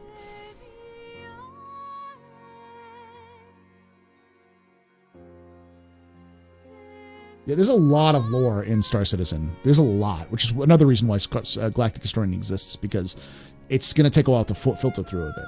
A lot of people are like, well, Paul, you do a lot of lore stuff now, but it doesn't really matter because, like, no one really cares about the lore right now. It's like, yeah, but if I have a collection of lore that explains a lot of the shit that's going on in the universe, and then when that lore starts becoming relevant, people are like, oh shit, there's this cache of information we can go through to better understand the universe we're walking into.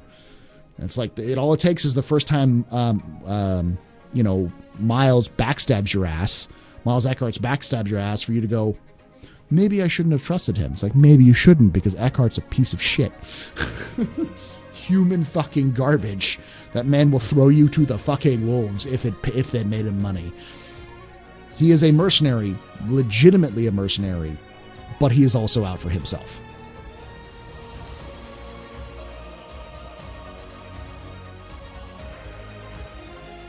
Rekko,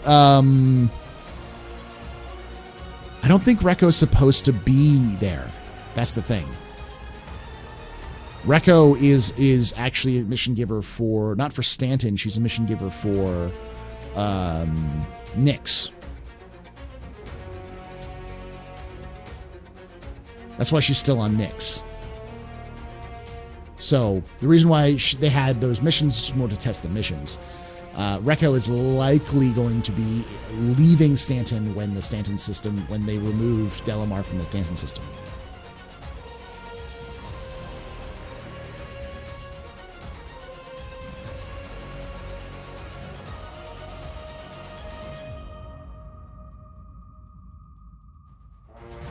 Yeah.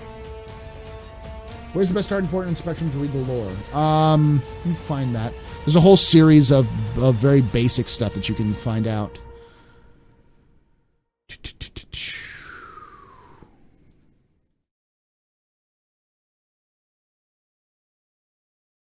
if we can find it. Lore in chronological order. So one of the best places that I've used in the past, I don't think it's been updated. It may have been updated recently. Is the timeline. I'll pull it up here so I can show you guys what I'm talking about. Let me full screen this and then.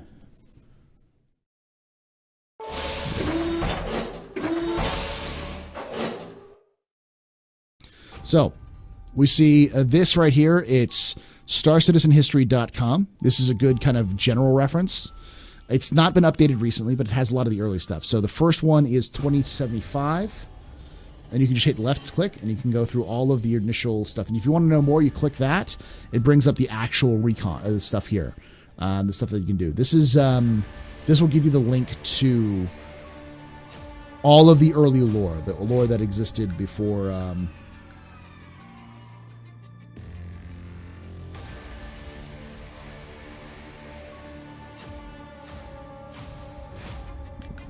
back here.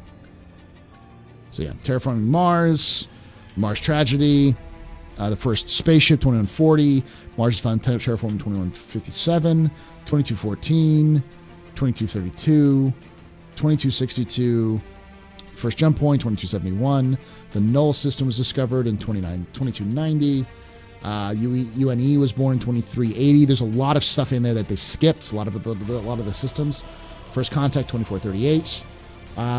Earth becomes less habitable, not less habitable, but the great diaspora of humanity starts in 2460. Terra is settled in 2516. UPE is founded in 2523. First contact with the Xi'an Empire in 2530. The Idris system is discovered in 2533. And then about 10 years later, you have the contact with the Tevarin. The battle and the war with the Tevarin starts the same year. Battle of Idris 4, the year after that. Operation Nemesis.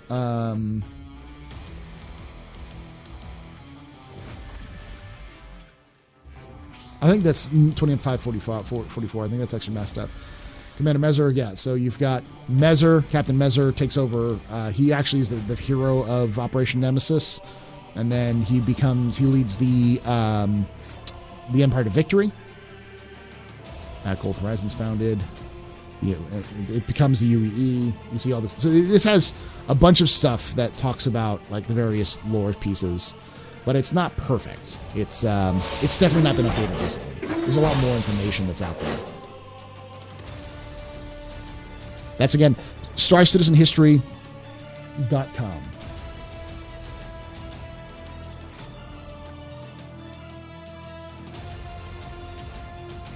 No, none yet, Juice.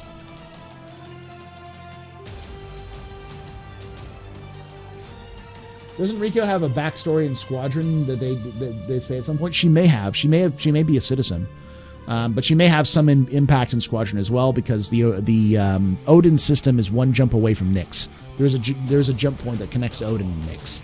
So if she's a Nyx, you can see it.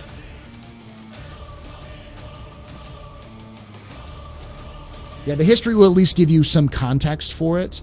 A lot of it is convoluted though, because it jumps all over the place. But yeah, that gives you the context for chronological order. The StarCitizen.tools is a pretty good source as well, because they usually cite their sources, so you can find out where the information comes from based off the sites. Could you share your thoughts on the future of Civil War inside the UEE? It's going to be Terra and Earth, and it'll a lot of the outer systems, especially the eastern systems, and probably the Xi'an will side with Terra. I think you're less looking like it's going to be Civil War, but it's mostly going to be a schism where the eastern side of the Empire will become its own thing and demand to become the democratic systems. There's some name that I forgot. There was a democratic something union, democratic union of systems. Democratic Union of Planets. Dupe. Fucking Futurama. I don't know. It'll probably be something like that, like United Democratic Systems, UDS, or something like that. I have to look up the actual name of it, but there was a proposal to change the name of the UEE back in the day, and it failed. It wasn't just changing the name; it was also changing the some of the internal structures, like moving the capital to Terra, which is the founding of the modern Transitionalist Party. But yeah, it'll go down between Terra and Earth. That's where the schism will be, and it'll depend on which side of the Empire you're in. If you're in the eastern side of the Empire, you'll likely side with Terra. If you're on the western side of the Empire, you'll likely side with Earth. Now, is it going to happen tomorrow? No. It'll likely happen sometime in the middle of this next decade, if CIG gets its shit in gear and has the game released by then. Yes, then you've got the Outlaw Confederacy, which will definitely take advantage of that chaos. They won't throw down with either the Terrans or the Earthers. They'll likely use that chaos to form their own government and start reclaiming places like the Nexus system, probably claim places like Odin, maybe even cut off Nemo or Stanton, maybe even invading Stanton. I could see them raiding Stanton pretty heavily because it's like right in the middle of their outlaw empire. Kind of like East and West Germany, it's going to be more like Eastern and Western Roman Empire, like the Byzantine Empire and the Roman Empire.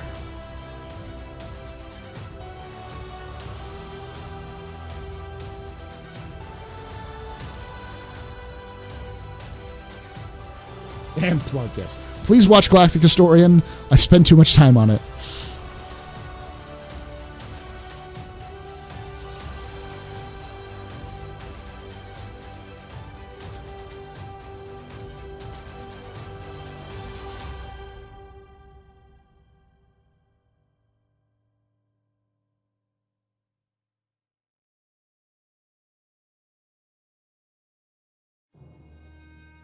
Whew.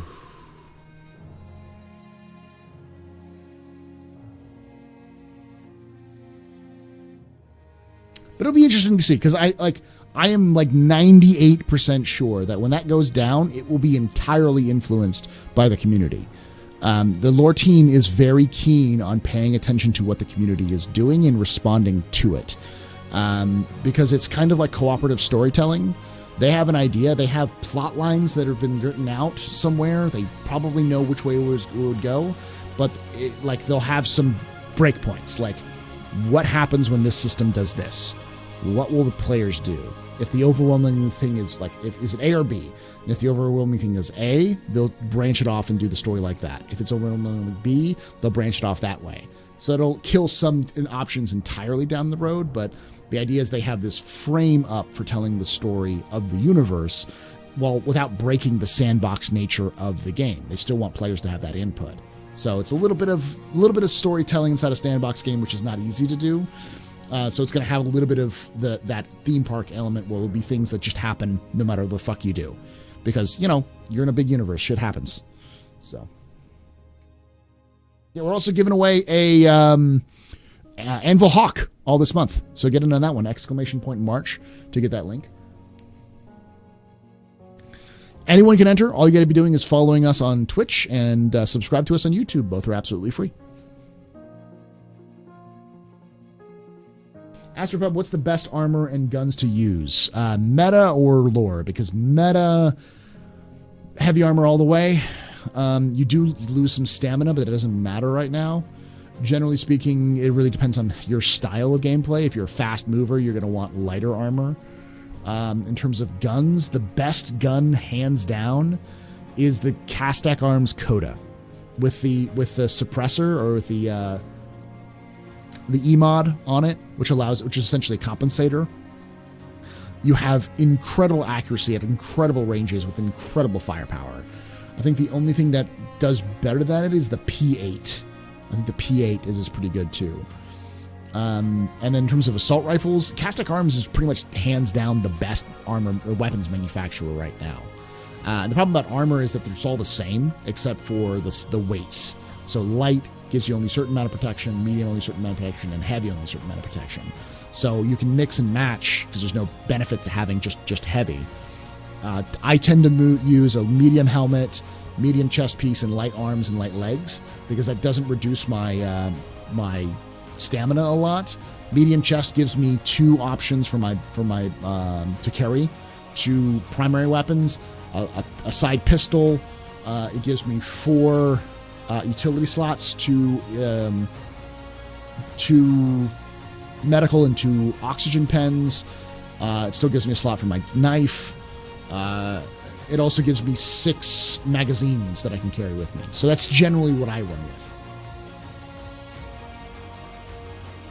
If shit happens, take a hostage. What role? What do you mean KR?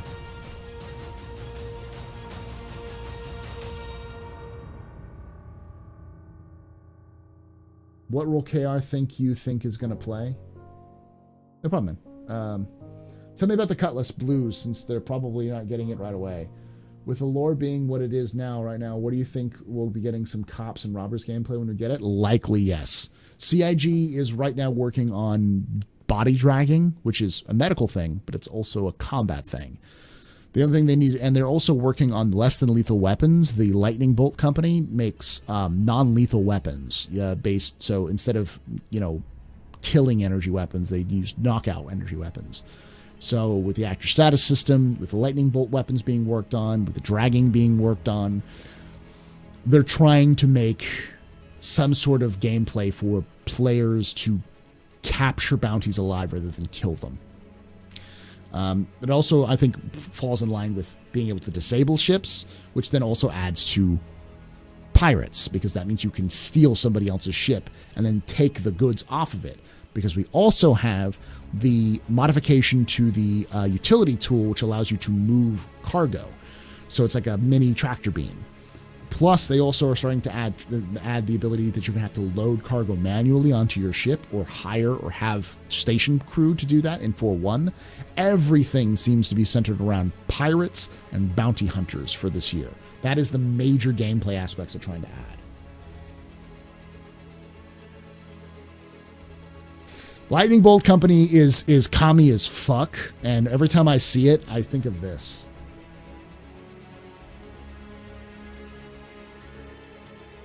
close that off.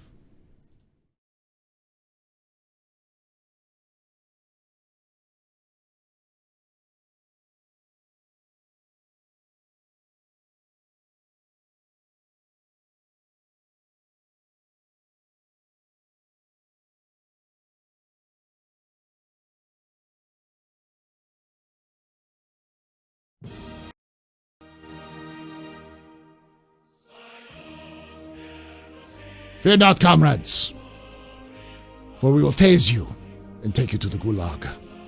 For the glory of the UEE.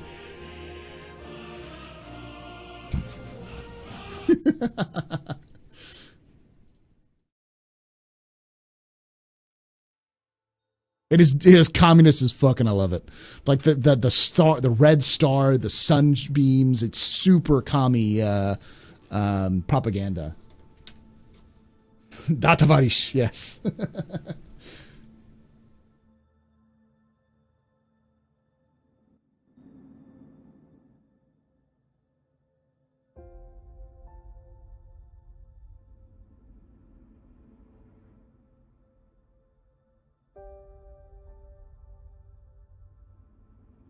The Kr'Thak. Oh, okay, thank you. Is the race the Xi'an are at war with? They don't suppose to share knowledge with humans kind for now. Okay, so you're talking about the Kr'Thak.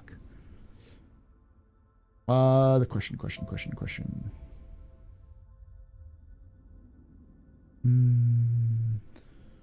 What role do the Kr'Thak do you think are going to play? So, I think the Kr'Thak are likely not going to play a huge role in Star Citizen until the end game.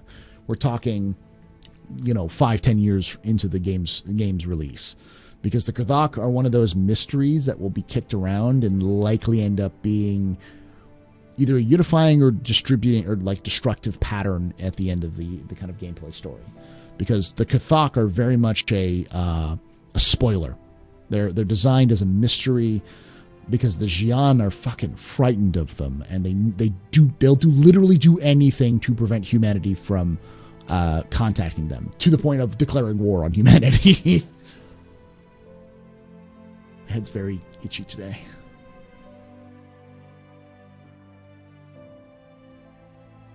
So yeah, I think the Kr'Thak are probably going to play a bigger role towards the end of the Star Citizen story. Essentially, yeah. I could see them as being the burning crusade of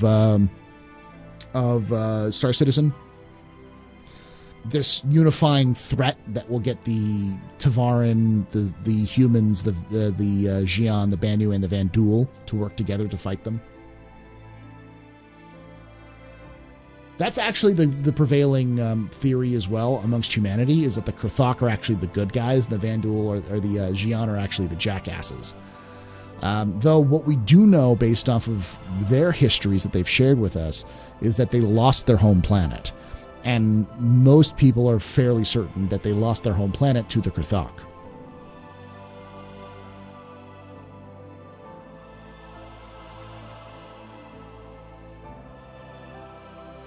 They just come to save us from our turtle overlords.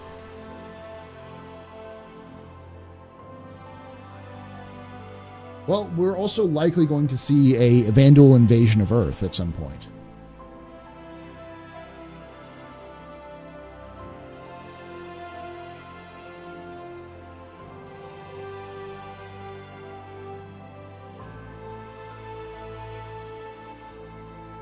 Will the Kr'Thak destroy the entire verse, and that's the end of season 1 for a reference? Might be. I think if CIG, I think the Kr'Thak are their back pocket.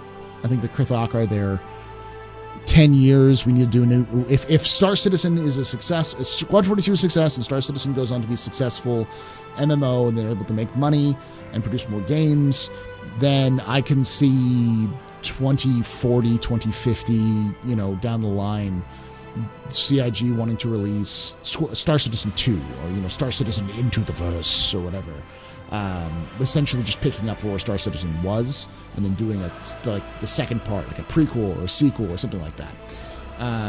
But they seem to have a very good idea in terms of their mind of what each race is going to do, but still leaving enough wiggle room so that the players can influence how those major players move out. They could be. They could be cousins to the Xi'an. They could literally just be another Xi'an race, but like the Romulans, and the Vulcans. Terrorists. They're called Terrans. God damn it.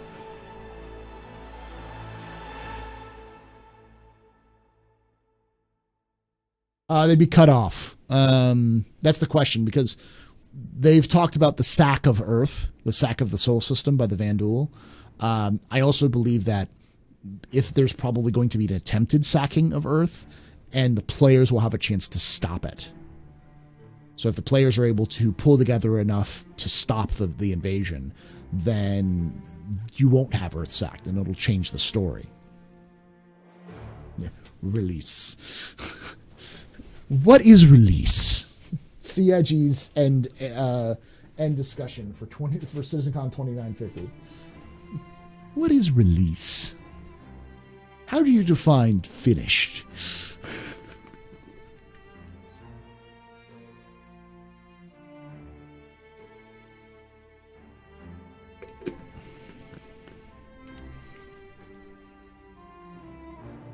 I'm just leaving it open for Star Citizen's release to not happen until 2025. 2025.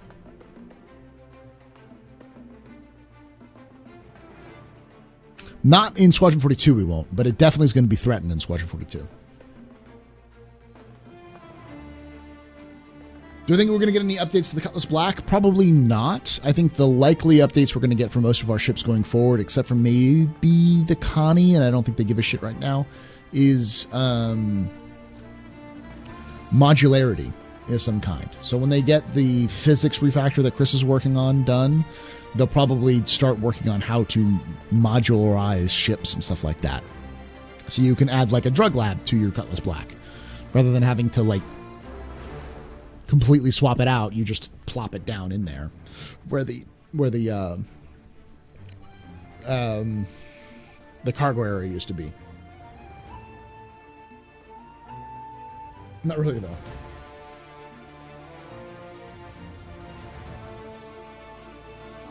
That's true, but it's been updated, Coffee. Coffee. I want to say your old name.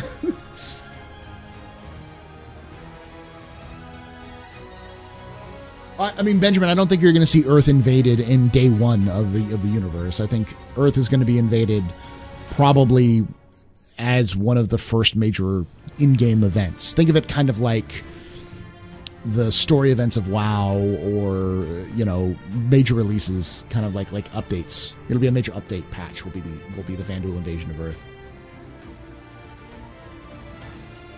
We'll see. I don't know. They likely won't, because the prison pods in the Avenger actually work. Because the new prison pods they're doing are for the blue. That was blue. Someone also mentioned something about the Cutlass Blue. Oh yeah, it was Cops and Robbers gameplay. So the Cutlass Blue is an interesting thing because it's actually a not really a prisoner transport, though it is. It's simply a cop version of the Cutlass.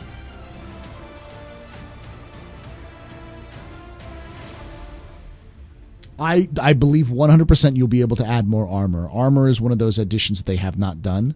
As for weapons, they probably are going to keep the same weapon hardpoints, but you'll probably be able to modify weapons so that they fire faster or do a little bit more damage, but then they'll also have downsides. We've talked about that a little earlier. I don't know if it will or not, because the current prisoner pods do work. They don't do the whole cryogenic freezing.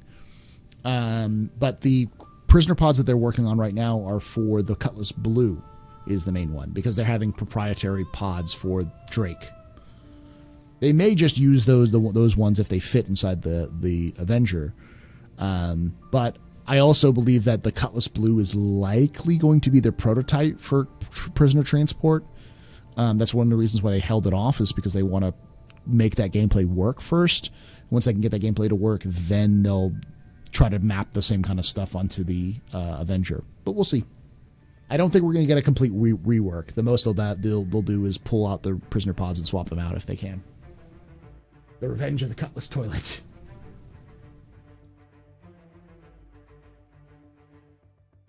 Yeah, if you go to the Stalker right now, if you have a Stalker, go into your Stalker. You can click open and open up the prisoner pods and then close them. If you put somebody in there and you close it, they can't escape. There's no way for them to get out. There's no options for them to get out. Non-player character Idris is coming out in 3.9. Idris itself will probably not come out until after Squadron 42. Yeah, 3.9, they're going to have a NPC mission that has an Idris that you have to kill.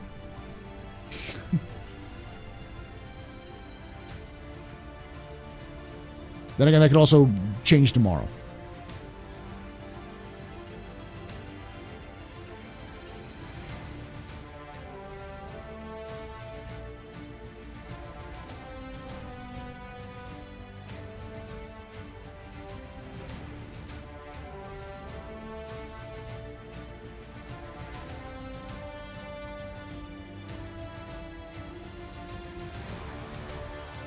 Surely, once the physics refactor is in an iCache, they would work on physicalized components. Probably General So. There's a lot of other things that need to be done. Like, a lot of people are like, oh, we should do server meshing. It's like, server meshing is important, and it's very important, but it's one of those situations where the biggest things that were holding them back are now done. So now they have to tackle the last little bits of problems that they have to make server meshing work. Once that's done, then server meshing. You can think of it like in stages. You have Star Citizen before object container streaming. You have Star Citizen with object container streaming, and then you have Star Citizen with server meshing. Those three kind of stages. And we're kind of in the middle of the OCS phase before they can move on to, which includes like physics refactoring. It includes both client and server-side OCS. It includes server-to-network refactors. It includes lots of other issues because all the tech that worked before object container streaming needs to get reworked for object container streaming. And then all of that tech needs to fit in and slot into server meshing as well.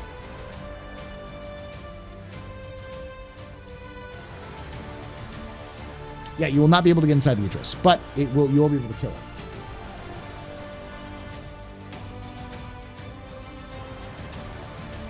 Not capture the Idris, blow up the Idris.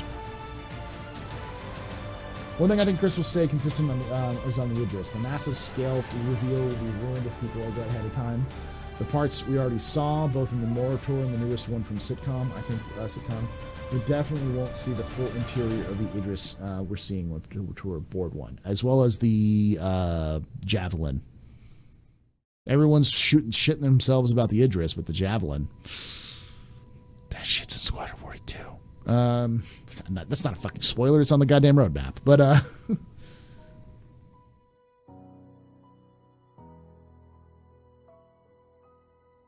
yeah, he wanted to do Capture the Idris. I would have loved the Capture the Idris mode, but they haven't. One of the things I really hope that CIG does is they go back to Star Citizen, to Star Marine and Arena Commander and rebuild that from the ground up as more of a flexible system for players to use rather than what it currently is. You can still use that flexible system to build your own kind of gameplay modes. CIG can make their own gameplay modes and still keep that whole their games within a games thing. But the sim aspect that allows players to train specific scenarios would be nice. Even with just the maps they have.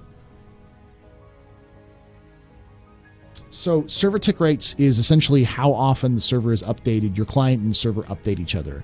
They want to get 30 ticks per second, which means they update 30 times per second. And the reason why that exists is mainly so that for like things like desync.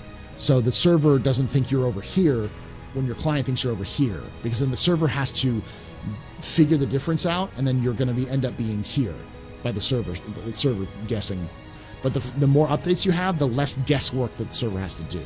So 30 ticks per second is what most MMOs use, which allows for the least amount of lag. But competitive FPS games can use up to like 160 ticks or more to try to get as precise of control as possible. CIG seems to want to nail down 30 ticks first and then see from there. It got bigger, 345 to 400 meters. Jimmy Christmas is like Planet V2 demo with a Javelin. His original size, with a new one on Daymar is 480 meter version, I wonder? Possibly. Yeah, we do need a build a mission mode. We need a mission builder or a get custom game creator. Just because Arena Commander and Star Marine are fundamentally not the same game that we're playing in Star Citizen, and it's not preparing you for the same game. Hey, Ariel, how you doing?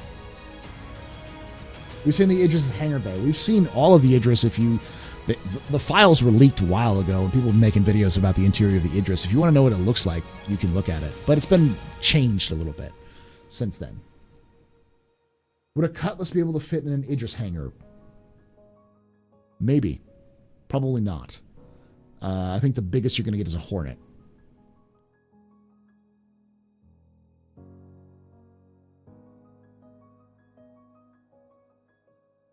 Yeah, the problem with calling it FPS is dumb because it's frames per second. It's not really, that's not really the thing. It's updates.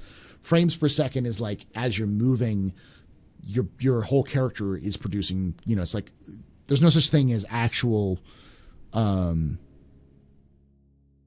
It's like it's like essentially moving pictures. Is the reason why we use FPS as a term. From how fast the pictures are moving to create the illusion of movement. And the update isn't necessarily frames per second as much as it is a way to update the location of people. So it's essentially, if I'm on a cell phone and I ask you 30 times per second where you are, and you can give me exact locations and coordinates of where you are, I can generally guess, if I have a map in front of me, what direction you're going and how fast you're moving. That's essentially what the server tick rate does, is it allows that to happen. The problem is that if the server thinks you're here and your client thinks you're here, the players will see you here, not here. So they shoot at you here, they don't hit anything because the client's not registering that. But if they can see you there, they can shoot you and you're dead. Which is the reason why if you're in a combat situation, you'll be fighting someone in front of you and suddenly they'll snap your neck because to you they're in front of you, but they're actually behind you. And because of the way the server tick rates are working, it fucks up. So it's less to do with frames, which in terms of like how smooth movement is, and more of how closely connected you are to the server.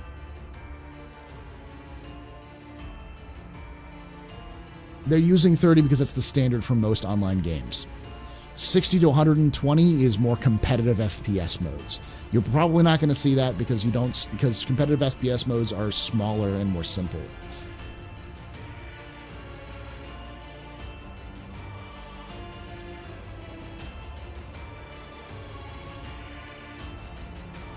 Yeah, Dota King. I agree with that.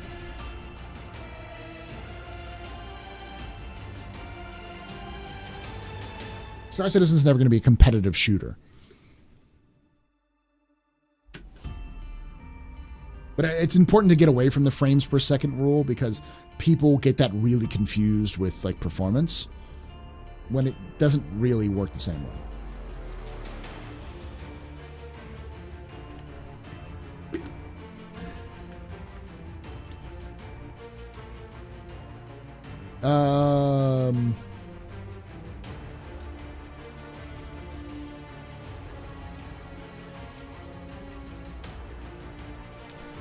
I don't think it's going to be, because the issue is first off, there's a lot of information that's coming in.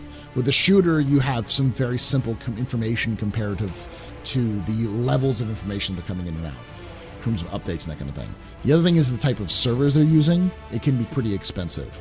The reason why shooters can get away with a 60 to 120 frame, keep doing that, ticks, is because there's smaller areas that are dedicated to small instances that only last about 20-30 minutes.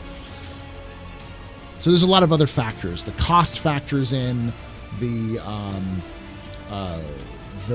how much information is being passed back and forth, it has to be factored in. So this is Uther Riley, yes.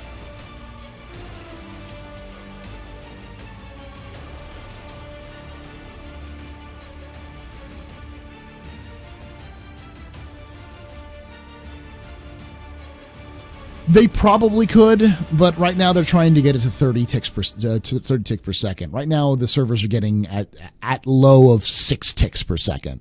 So let's learn to walk before we can run. And I honestly would be okay if they just got 30 ticks and they couldn't do any more. It's like, oh well, you know, the game is what it is. There's going to be some limitations for technology.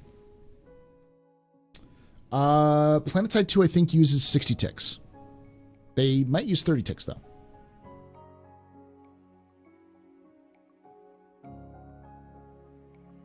Knowing CIG, if they have a chance to make it, like, the reality is that the people who work at CIG are always trying to find new angles to improve tech and also make it more efficient. So they're coming up with a lot of clever ideas and workarounds to basically make something the scale of the Star Citizen work in with what they have. There's a lot of shit they've already done. So if there's a way that they can essentially get 60 ticks without having to lose any other quality, they'll do it. And if it's the one group of people who are willing to put the time and energy to find something like that, it's CIG. So, but I personally have put too much faith in CIG in the past for some things, and I've been like, probably shouldn't have done that. Yes, it has to do with it. It's not 100% that, but it definitely has to do with it. There's a lot of other issues that have to be worked out. Physics refactor. There's because there's two different physics refactors. There's like how physics works in game, and then like instance within instance within instance. And the first one is the one that just like how physics is working is one of those things that's causing weird things to happen with NPCs.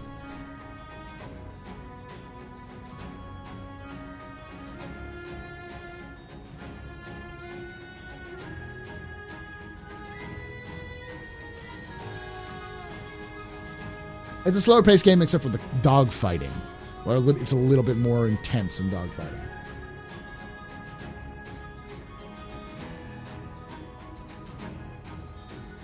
So the key right now is like the thing that Chris Roberts is working on in terms of the physics rework is more like the ability to have different parts of a ship inside a ship that are considered part of the ship until they're not part of the ship. Escape pods, for instance. They are literally built in as part of the ship. And so the physics grid treats them like part of the ship. So the key is to get it to work so that the ship thinks it's part of the ship until it's not part of the ship anymore. And then it's a separate entity. And allowing the game to render it as its own physics grid, render it as its own container. That's the key.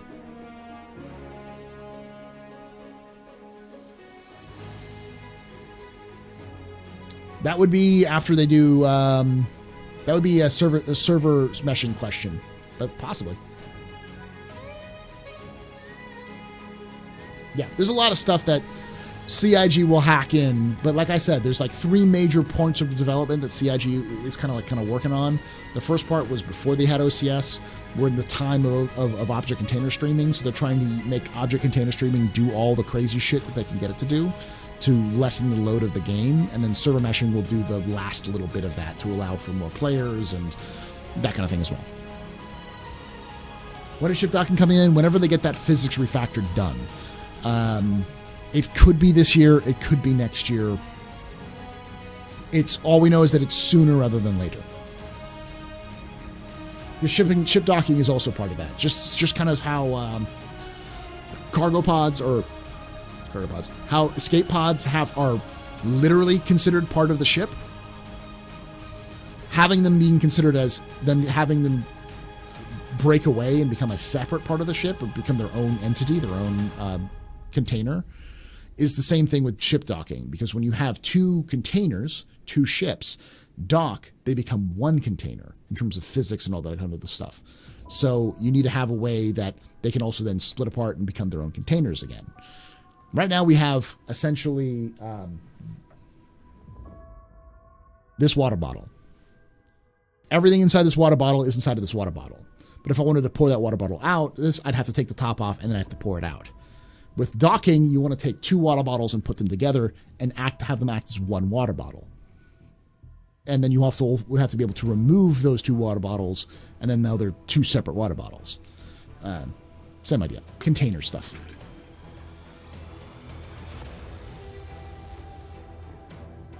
It also deals with cargo. Yeah, cargo that can shift, cargo that can be put on the spindles. It'll fix the cargo issues that you're having with the Auroras, the Mustangs, and the 300i. The fact that those cargo areas don't lift up because they're still not considered, because that way you can have cargo that's considered separate instance inside a cargo container, and that cargo container is a separate instance which is inside another container, which is in fact the ship itself. That's how that all works, because the cargo containers actually just have SCU loaded into them. It allows you to also pick up those cargo containers and move them out. That also has to do with iCache. iCache also has to do with it, but the server refactor is another big thing. The problem is that when you're dealing with a game as complex as Star Citizen, they're all the same thing. They all cross over into each other. They all are intermingled. They're all cross-hatched and spliced and god-awful shit all over to each other.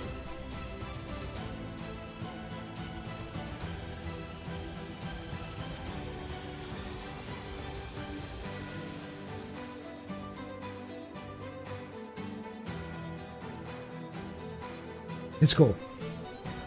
Love the logo, so you got me into this game. Yeah, no problem, man. Thank you for watching.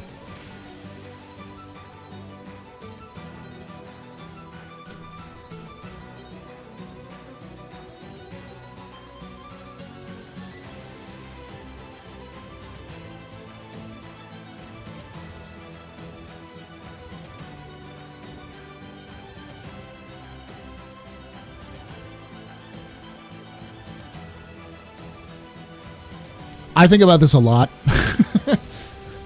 Whenever I play Star Citizen, like if you guys watch the latest the Fix My Fleet, I'm one of the info runners. Watch it. It's on YouTube. They've got a bigger audience than I do, so you probably already do. But I was on info runners and Fix My Fleet. One of the things that Execute said was like, Paul, you're playing the long game. You're waiting for this and this and this and this to come out. So your fleet's literally built for stuff that's not ready yet. Like you're trying to think 4 moves ahead. I'm like, yeah. And that's how I think about Star Citizen in general, is that I don't think about what's available now, though I like what's available now. I think what I have now is nice, but when this comes out and then this comes out and then this comes out, what can I do with this? That's kind of how I think about this development as a whole. Trying to see what the game will look like in 7 months or 12 months, or 24 months, versus what it is today. Because for me, that's important for lore. It's also important for just content in general. What can I do? How can I, make fun stuff with it? The combat is boring this game. The game will be, if the combat's boring, yeah, it will. The combat has to be interesting. Hey, hair diapers.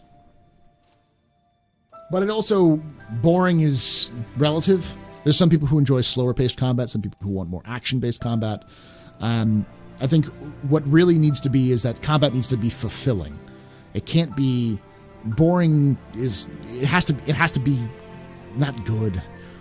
It has to be worth the fight.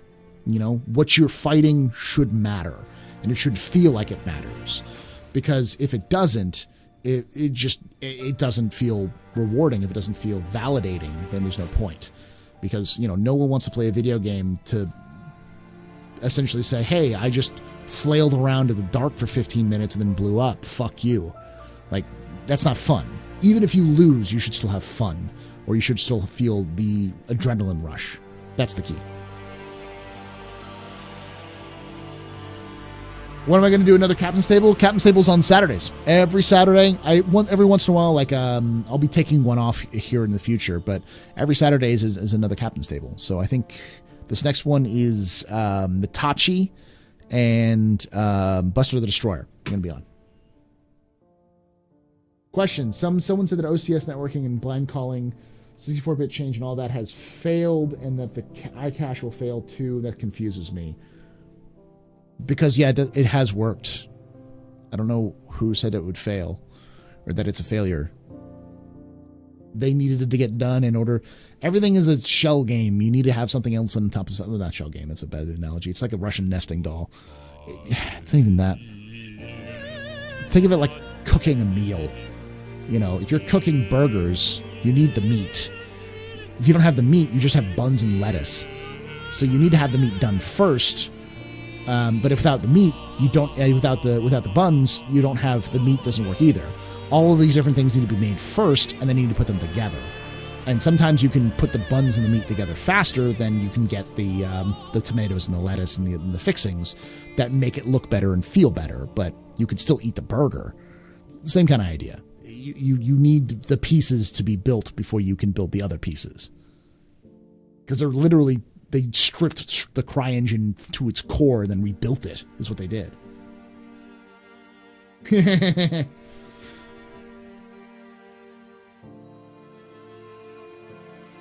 I don't know who you're talking to, but they have no fucking idea what they're talking about.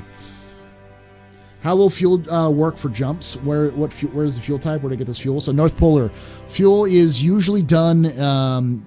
Is quantum fuel was usually used for jump fuel, because all that jump drives are additions to quantum drives. They put the addition onto the quantum drive and then have the quantum drive will actually open and close the jump point. So likely quantum fuel will be the thing that's used for quantum jump.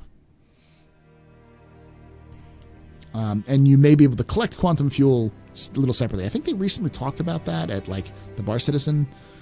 I think I saw a board gamer video on it. Would it be reasonable to expect server meshing, iCache, OCS, and the main gameplay mechanics, i.e. medical salvage, completed in the next year or two? Yeah, probably. I wouldn't say completed to the point of like release, but it's definitely the first iterations will be done. I am optimistic. I would say my optimistic estimates, not necessarily that I'm optimistic, but my optimistic estimates for Star Citizen is that it'll reach a beta state somewhere around the end of next year. And by beta state, I mean the mechanics will be in, they'll suck ass, or they won't be completely refined, or they won't have they'll be version 1 or 0 or whatever it is. And then they'll spend a long time in beta, adding more content, fleshing out the mechanics, making them not shit, and fixing the bugs. So that, when they reach release status, whatever that is, 100 systems, or they're just done with the bugs, then they'll do it. They'll likely do something like a soft launch. So when they reach beta, again, at the earliest end of next year. This is entirely pulling it out of my own ass based off of my own estimates, which have been entirely fucking wrong in the past. So just remember that. They'll probably do a soft launch where they just stop wiping. They've already reached that stage where they don't have to wipe. By that point, when iCache is in, they won't have to wipe at all. Can we have an attack dog? Pets are a thing. Probably not until after Star Citizen launches, though. The ribs are good, Dovahkiin. Ribs are good.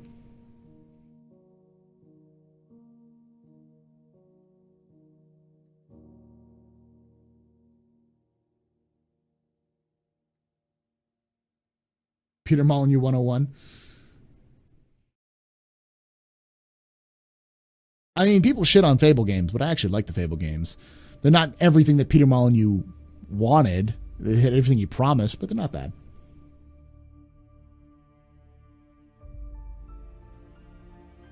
Oh, sorry, I didn't see that. What are my thoughts on the Valkyrie? A lot of people don't like it, but I have a feeling the Prowler will change their perspective on dedicated planet-side spaceships. There's a lot of work they need to do on ground-based combat, and I think Theaters of War is going to be a big thing about that. Because I think once ground vehicles get teeth, once bases become more complex with a lot better defenses, you won't just be able to just sit there when a 300 and just nuke people. Your Aurora won't just be able to decimate a highly effective military or highly designed or well-designed military base. You're going to have to try to come in under the radar, under the anti-air turrets and missiles, and I think that's where the Valkyrie will shine in dropping off troops to go take out those facilities. The biggest downfall, the largest downfall of this whole thing, is that CIG has not made it worthwhile to do those things. Because if the missions aren't broken, then the payouts suck ass.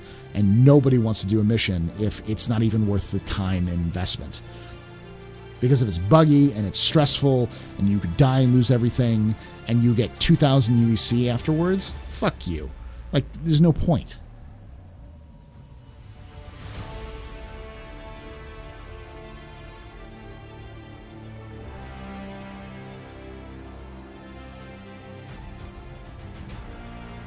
Yeah, Coffee's right. When Theaters of War gets released, that's when those ships will find their niche.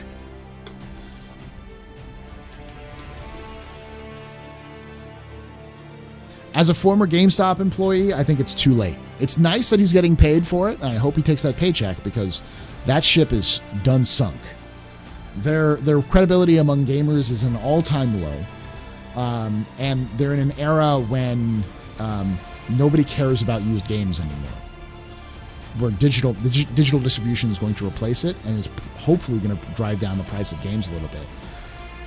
And I worked for GameStop, and when I worked for GameStop, they were shit. And that's because they had the corner of a market, and they treated their employees like utter crap. So fuck GameStop.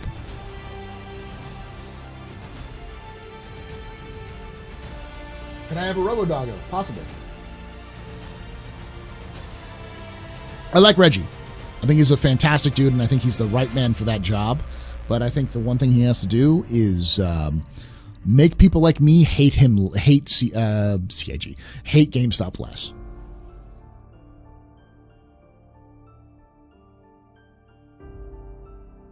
I don't think you'll have initially Steeds to ride, but if it's Chris Roberts is involved, and if those crazy Germans think they can do it, they'll probably do it. CIG is one of those companies that's like, can we do it? Do we want to do it? Let's do it. They'll try. Because that someone will be like, by the way, Star Citizen has alien horses you can ride that have, tentacle appendages that attack your enemies for you. People are like, isn't this a space game? It's like, man, you have no idea. I think more than likely the wildlife will just be fodder or scenery dressing, at least at first, and probably also some light dangers. Yeah, I don't remember the last time I've been in a GameStop. I think it's been at least 10 years since I've been in a GameStop. I want to buy a Switch too, but you can get them cheaper online. Yeah, I heard that.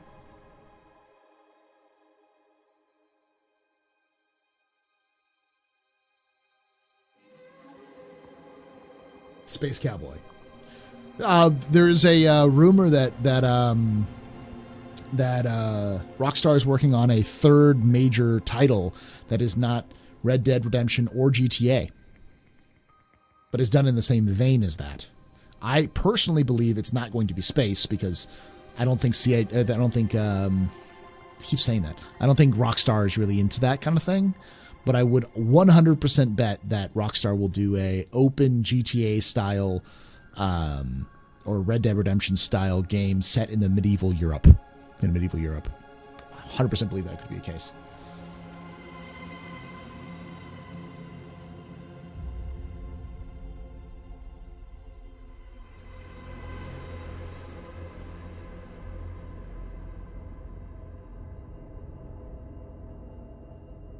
I think they could use some focus on the animation joints for rigs and aliens would be easier to make. For Star Citizen, probably. There's a lot of stuff that needs to get done before that, because it could be that they just need to make the rigs for the aliens is really the issue. It's called Mountain Blade 2 Bannerlord. You're not wrong. You are not wrong. Am I getting Cyberpunk 2077? Yes, because I enjoy CD Projekt Red, and I think they do a fantastic job on games, and I'm very interested in seeing where Cyberpunk goes. Yeah, but he should actually be a man bat who attacks you and sucks your blood, because CIG is obsessed with horror.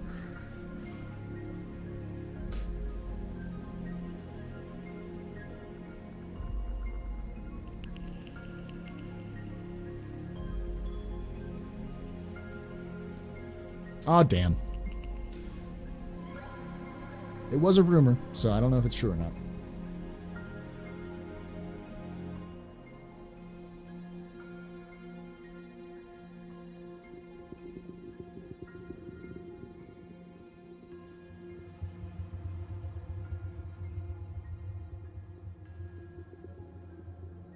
Do you think we'll see CIG expand from the 100 planned systems after launch?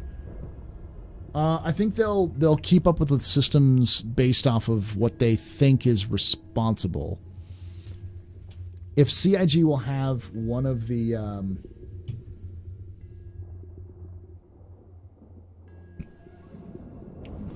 I forgot to do the last beer one. Hold on. Why not? Congratulations. Let's get that done.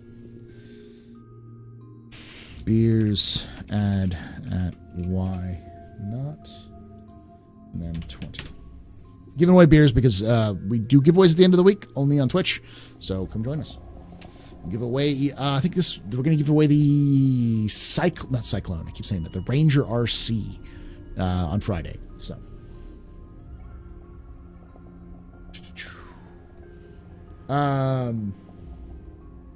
But yeah, I think CIG will likely only release new systems if they feel it's needed. And if it fits within the lore of Star Citizen, in the sense that it fits within the story being told as a whole to the universe.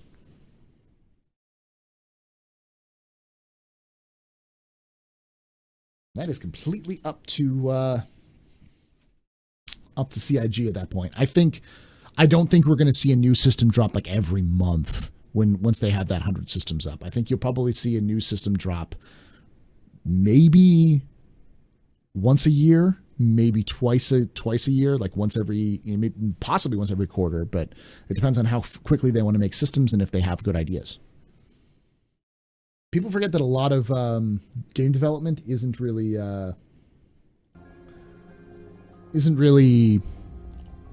planned, because it's hard to plan games.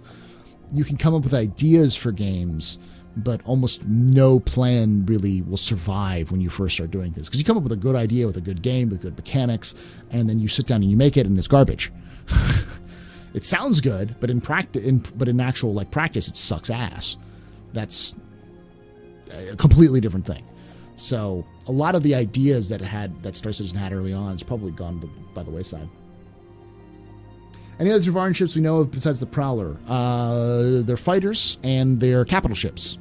Their light fighters were pretty well known, and their capital ships are, especially the second Tevarin War capital ships, were renowned for the phalanx shield technology. Now, phalanx shields are shields that are vulnerable on their own, but the more you get, the more they cluster up. So if you get like 2 or 3 ships with the same shield technology together, their shields will actually link and overlap to essentially boost all of the shields for those 3 ships.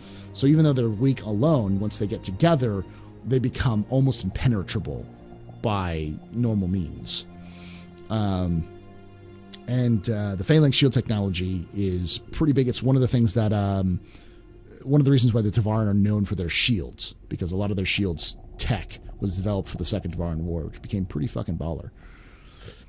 I'd like to see the Tevarin capital ships, because they're kind of legendary in terms of how badly they beat up the UEE. Do I think CIG will add a system or planetary barrier called Crimea River Tech? No, I don't think they're going to poke a bear. I think they want this whole Kr'Thak thing to go away as much as Kr'Thak wants it to go away at this point. Yeah, probably. I don't know if we'll have sentient species, though.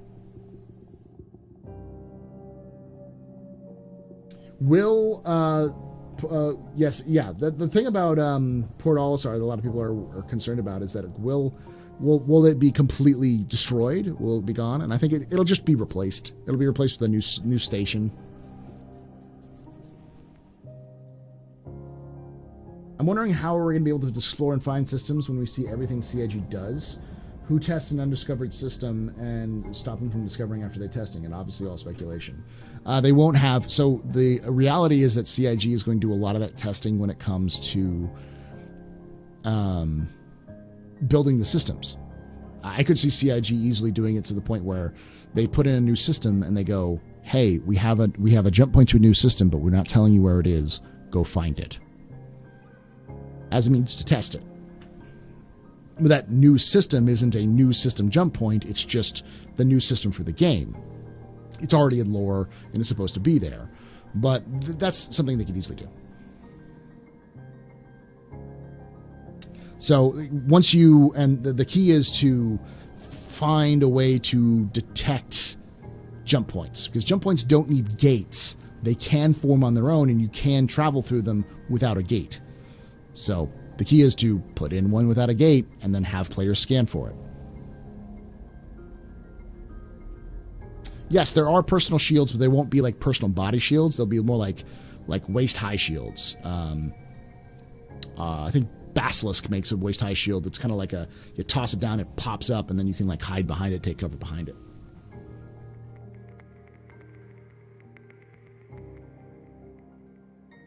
No, I don't think so, Zufro. I don't think we're going to have something like that. No flying space city. Yeah, it's character gameplay. What I just described is character gameplay. It's also DIR gameplay, beta gameplay, 315p gameplay, 600i gameplay, Aquila gameplay. There's lots of explorer ships out there. Terrapin gameplay.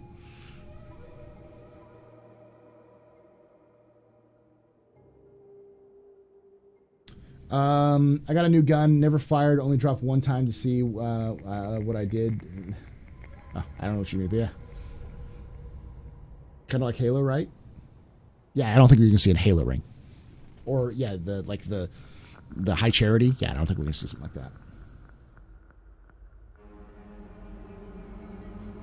I think they're probably trying to figure out a efficient way of doing that kind of 3D landing thing, but that probably also has to do with the UI and the HUD rework that they're doing, so. Nani? Yes, the Terrapin will be fucking useful at some point. Because it's got a big fuck-off radar dish. It's designed to be a very big explorer ship. Do I think the Endeavor will have its place, or will it be outshined by other ships? The Endeavor is a fucking civilian capital ship. It's end-game level, yo. Like, an Endeavor is like a Bengal, but for civilians. It has everything but combat capabilities. It detaches, so it has a completely separate ship mode that it can work on. It has agriculture, so you can grow food. It has scientific equipment, so you can do scientific equipment. It has medical gameplay. It has a hangar that you can land cutlasses on. It has laboratories you can do science or make drugs with. It's got so many things. It's got exploration. It's got like radar dishes, so you can use it to explore like areas. The Endeavor is like a floating city. It is a floating colony ship. If there's a colony ship that exists, it would be an Endeavor. It's definitely not going to be outshined. I think it needs its roles to be fleshed out before it can be put up there. An Endeavor is a org level ship. It is a ship that is designed for an organization to control or to use an area. It's a French joke? Okay.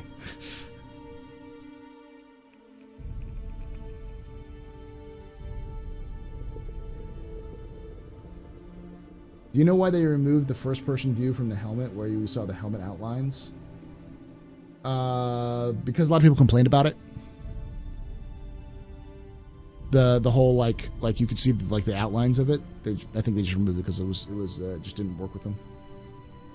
It may have also not worked with the scaling because you can do the degree slider. You can get up to I think 90 degrees.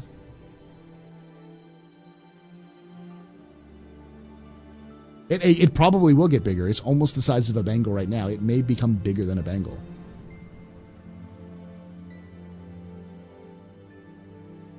Yeah, I guess you could say that. But the Endeavor is more like the Battlestar Galactica, but civilian version. It's a Bengal. It's a Bengal civilian. Not High Charity, but it's its own, just kind of like how a modern supercarrier is its own flying, it's its own floating city. Similar idea.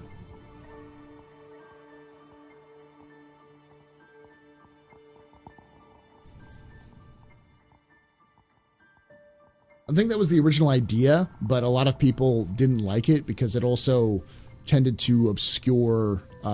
It's a weird balancing mechanic.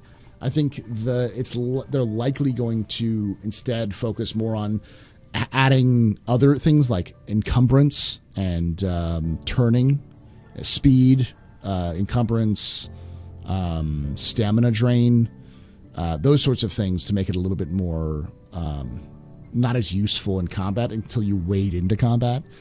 I'd also willing to bet that they're going to start restricting players' usage of heavy armor. So, for instance, if you have an Aurora, you can't fly in heavy armor.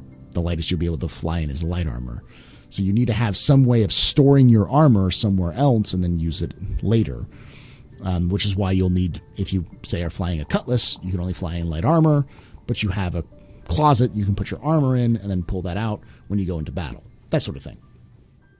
They'll do other things to make it harder for players to just meta run a heavy armor set all the time. Hey, Chris, how you doing, buddy? What system am I looking forward to? Hades. Didn't even think about it. Hades and Magnus. Those are my two favorite systems. Hades because of its exploration. Magnus is pretty cool. Cathcart is probably a close third because Spider is baller. But we'll see kind of Spider light when it comes to the Pyro with Ruin Station. So, there is no stock market in the sense of Star Citizen players. You cannot participate in the stock market, but the stock market works more as a commodities market. So each commodity is going to be bought and sold at its own price, but it depends on which part of the economy it's part of. So some areas may have higher demand for food, space potatoes, while other areas may have a high amount of space potatoes but a high demand for tech. So then you take your space potatoes from planet A, you go to another system, to planet B, to sell your space potatoes, buy dirt from the space potato demanders, ship that dirt to a tech planet because they use that dirt for sand or whatever, and then you buy the tech from that tech planet and you take it over back to the places that need the tech that had the space potatoes. So it works more of a supply and demand. In terms of stock market and speculation, that really doesn't exist in Star Citizen, and it's hard to exist because of how time delayed lag all the information is.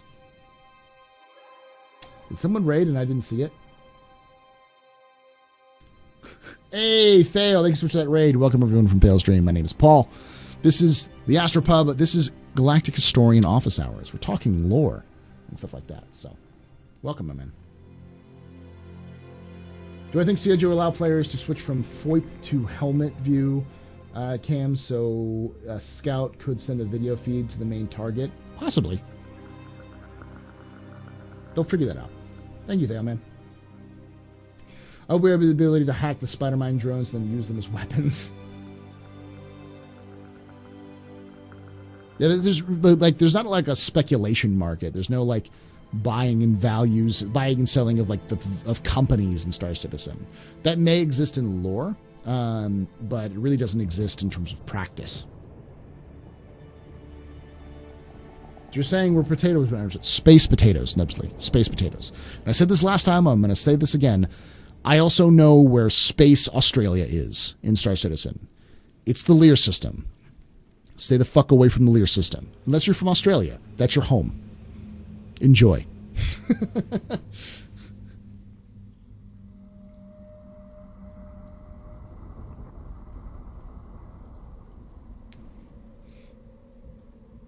It's a system that has a cult of heavily armed, highly dangerous, and very twitchy cult members on one planet. It has one planet where the sun will literally kill you, so you can't stay in one place.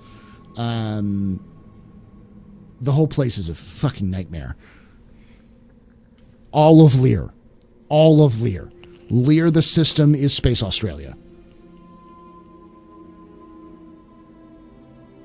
Because Lear 2 is where the sun literally kills you. You can't, because the radiation from the sun is too intense. That should be good, Dark. The only thing you need to worry about is your... do you have an SSD? Because an SSD is really, really important for Star Citizen. 16 gigs is bare minimum. 2080 is fine. Your processor was what matters, and if you have the game on an SSD, that'll improve it. When I can insult my Aussie friends more often.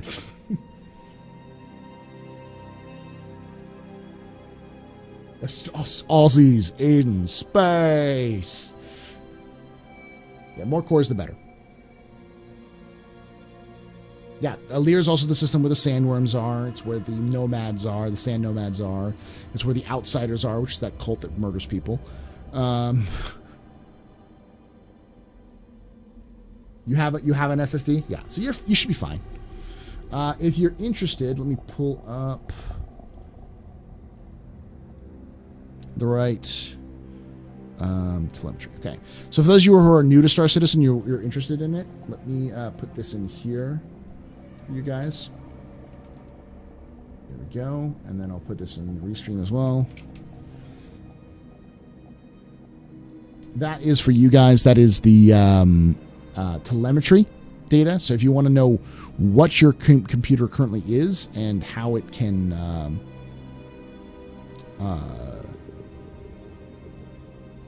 work, like if you can work with Star Citizen, you can see what other people have with your configuration and how it works. He who controls the spice controls the universe. Yes. Do we have a system is just dark, no light, no stars? Yes, the Min system.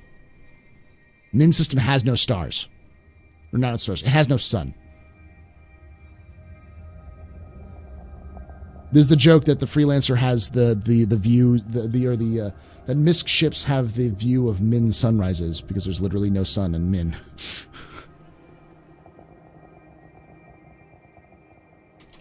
I think it's just a gas giant.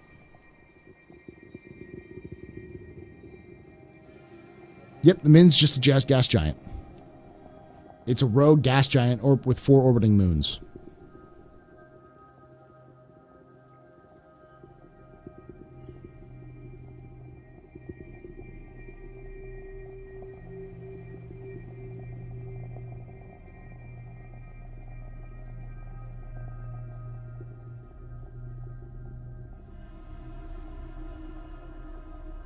It's rogue. It's not orbiting. We don't know how long it's going to stay where the jump points are. We don't know why it's stable. That may be something that the players can find out. It may be. It also may just be orbiting the galactic center. So it's because of the stars nearby enough are equidistant enough that it's pushing enough energy, pulling enough. It's all being pulled at the same rate, so that it's stuck where it is and it's not able to move. Yes, there is a black hole system. It's called the TAMSA system. The TAMSA system is the only system in Star Citizen that has a black hole at its center.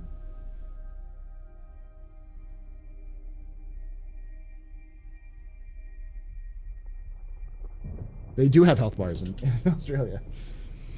I would like to think quantum matter wouldn't be found there. The way they describe transitions as part of the quantum thing makes them sound like neutrinos. No sun, no neutrinos. Yeah, essentially.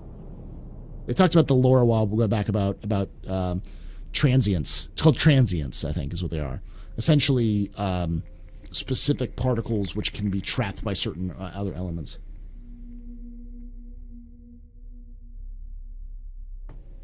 The pulsar system.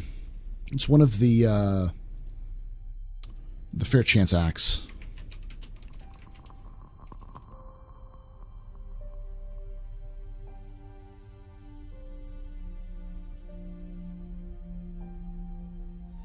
Banshee. Banshee's the one. Banshee has a neutrino star. White blue neutron star, pulsar.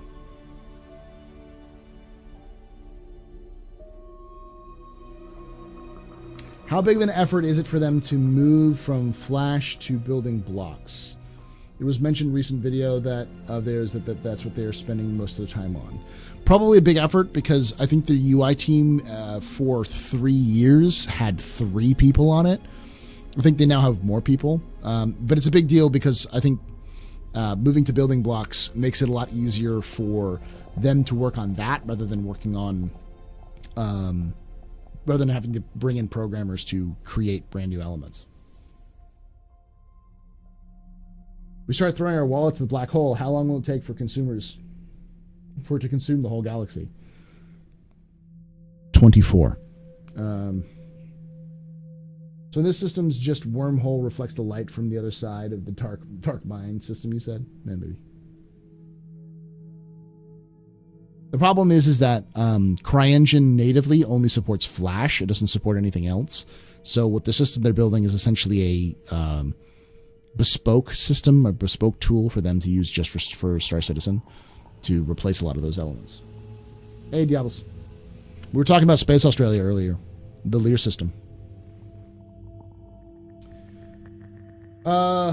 Yes, they are having a universal time. It's called Standard Earth Time, which is GMT or UTC.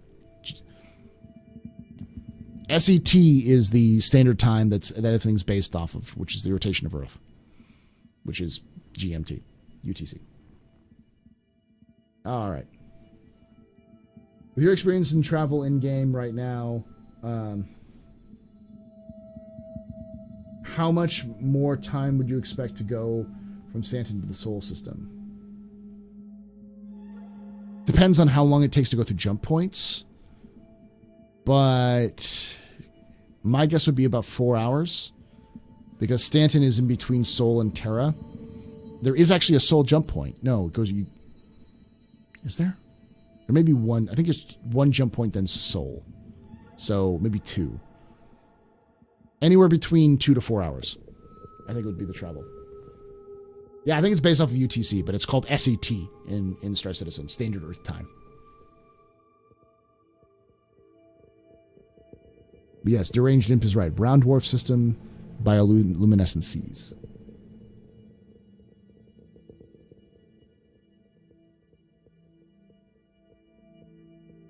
Do you reckon we'll get Pyro this year? Yes.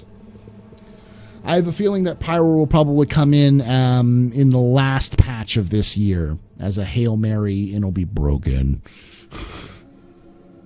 It'll probably come in, and they'll probably have some half-ass attempt with server meshing. And this is not me being bitter either. This is just me being like, this is what I expect from CIG, is that they need it because they need to promote it, because they need to show progress so that people stop bitching. And a new system is a great way of doing that. And it's definitely within their tech availability. So like between now and then, they're trying to get a bunch of other things working so that when they get to that point, it won't be as complicated. And I'm not shitting on CIG about it. It's just more about the complicated nature of having live dev while also, well, like live dev, basically like working on a game while also trying to please a bunch of backers, a bunch of players. It's not easy. It'll be the Christmas patch. It'll be the Christmas patch that everyone hates. Because it'll break everything. Stanton, Magnus, Ellis. Really? You gotta go through Magnus? I can't imagine that.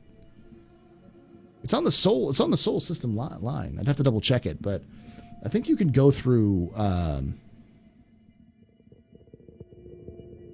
there might be another patch... Stanton, Pyro, Kano, Davian. Yeah, okay. That makes sense. Ooh, hello. Autofocus.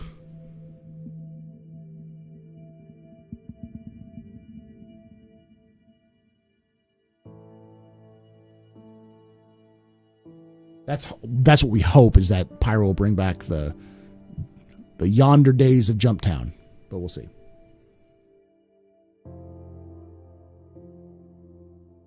Reset your account, pretty much. Yeah, I would say about 4 hours. Because the thing is that traveling between jump points will probably take about 10 minutes. And then, so if it's 10 minutes per jump point, Just an average of 10 minutes to go from jump point to jump point.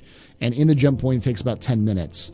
And you see the 1, 2, 3, 4, 5, 6. So that's...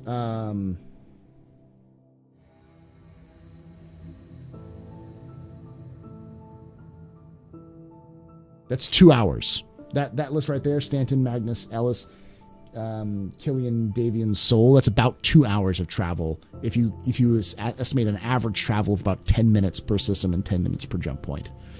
Even if you removed like 5 minutes for each jump point, if it only takes 5 minutes to go through it, you're still looking at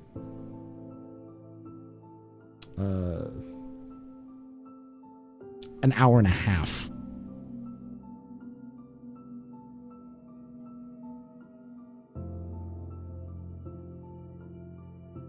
Yeah, I knew it was next door to Terra, but it's on the Terra Soul line. Yeah, Magnus, Ellis, Killian, that makes sense. A wormhole from Crusader jump down wouldn't happen. With the Pioneer ship being...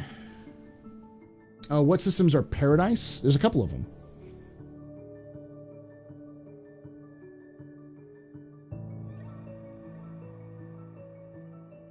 I was rumored that NBC will buy Star Trek back from CBS if it does not do good. Possibly. What systems are Paradise? Sci-fi is pretty good. Terra and Earth are pretty good. There's a couple of them. There are a handful of them which are pretty well. Green is pretty well regarded. Goss. Yeah, Goss is pretty great too. Yeah, and Diablos is right. You also need fuel. So you're never going to be able to do multiple jumps with one ship. Even like a freelancer is going to have to stop and refuel every 2 or 3 jumps. So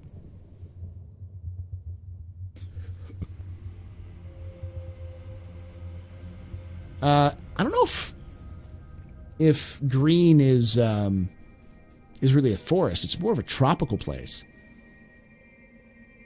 It may have some more forested regions, but it's definitely more tropical. No, you're right, Rurik James. I think the reason why people might be balk at that time is because currently there's just not a lot of time.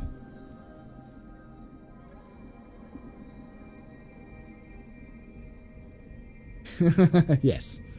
Or Earth 2.0. Kind of. It's mostly water. Green is mostly water.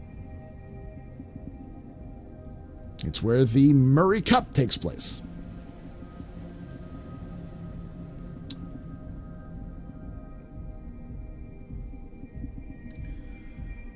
Whew. All right, guys. I'm way over the time when I was supposed to do. I was supposed to do it for 2 hours. I've done it for 3. People are going to hate me on YouTube. Thank you guys for hanging out with us here tonight at the Astropub. I got to get some sleep because I'm tired because fuck daylight savings time. Fuck it. We'll be back tomorrow with our Pulsar game. We've been doing a group Pulsar game with Loken Plays, Spazzy McGee, Buster the Destroyer, and Moonbase Kappa and myself. We're playing, it's called Pulsar the Lost Colony. It's, if you like Star Trek, you like space games, you like Star Citizen, it's a little bit of all of that done as a co-op. We're doing it kind of role-play-y, so come join us for that one. We'll be doing those on Wednesdays. And after that, I always do Star Citizen roleplay. So come on back in for that. And then on Thursday, we've got a special guest, possibly a special guest, and a special announcement I want to make. We're playing some Star Citizen, probably do some Zero to Hero.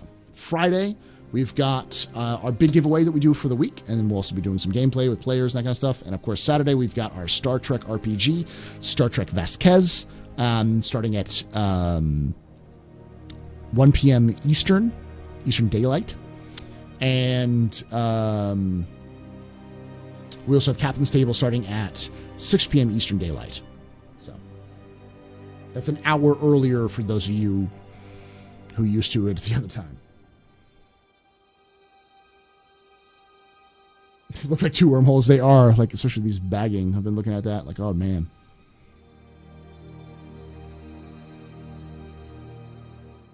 Thank you, all you guys, for hanging out with us tonight. It was an awesome thing. Thank you for coming in, Dana. And North Pole, thank you guys who are watching on YouTube. Thank you guys who are watching on Twitch. We had like over 100 people at one point on here on Twitch with like over 30 on YouTube. So it's good times. Thank you guys. Love your faces. Have a good night.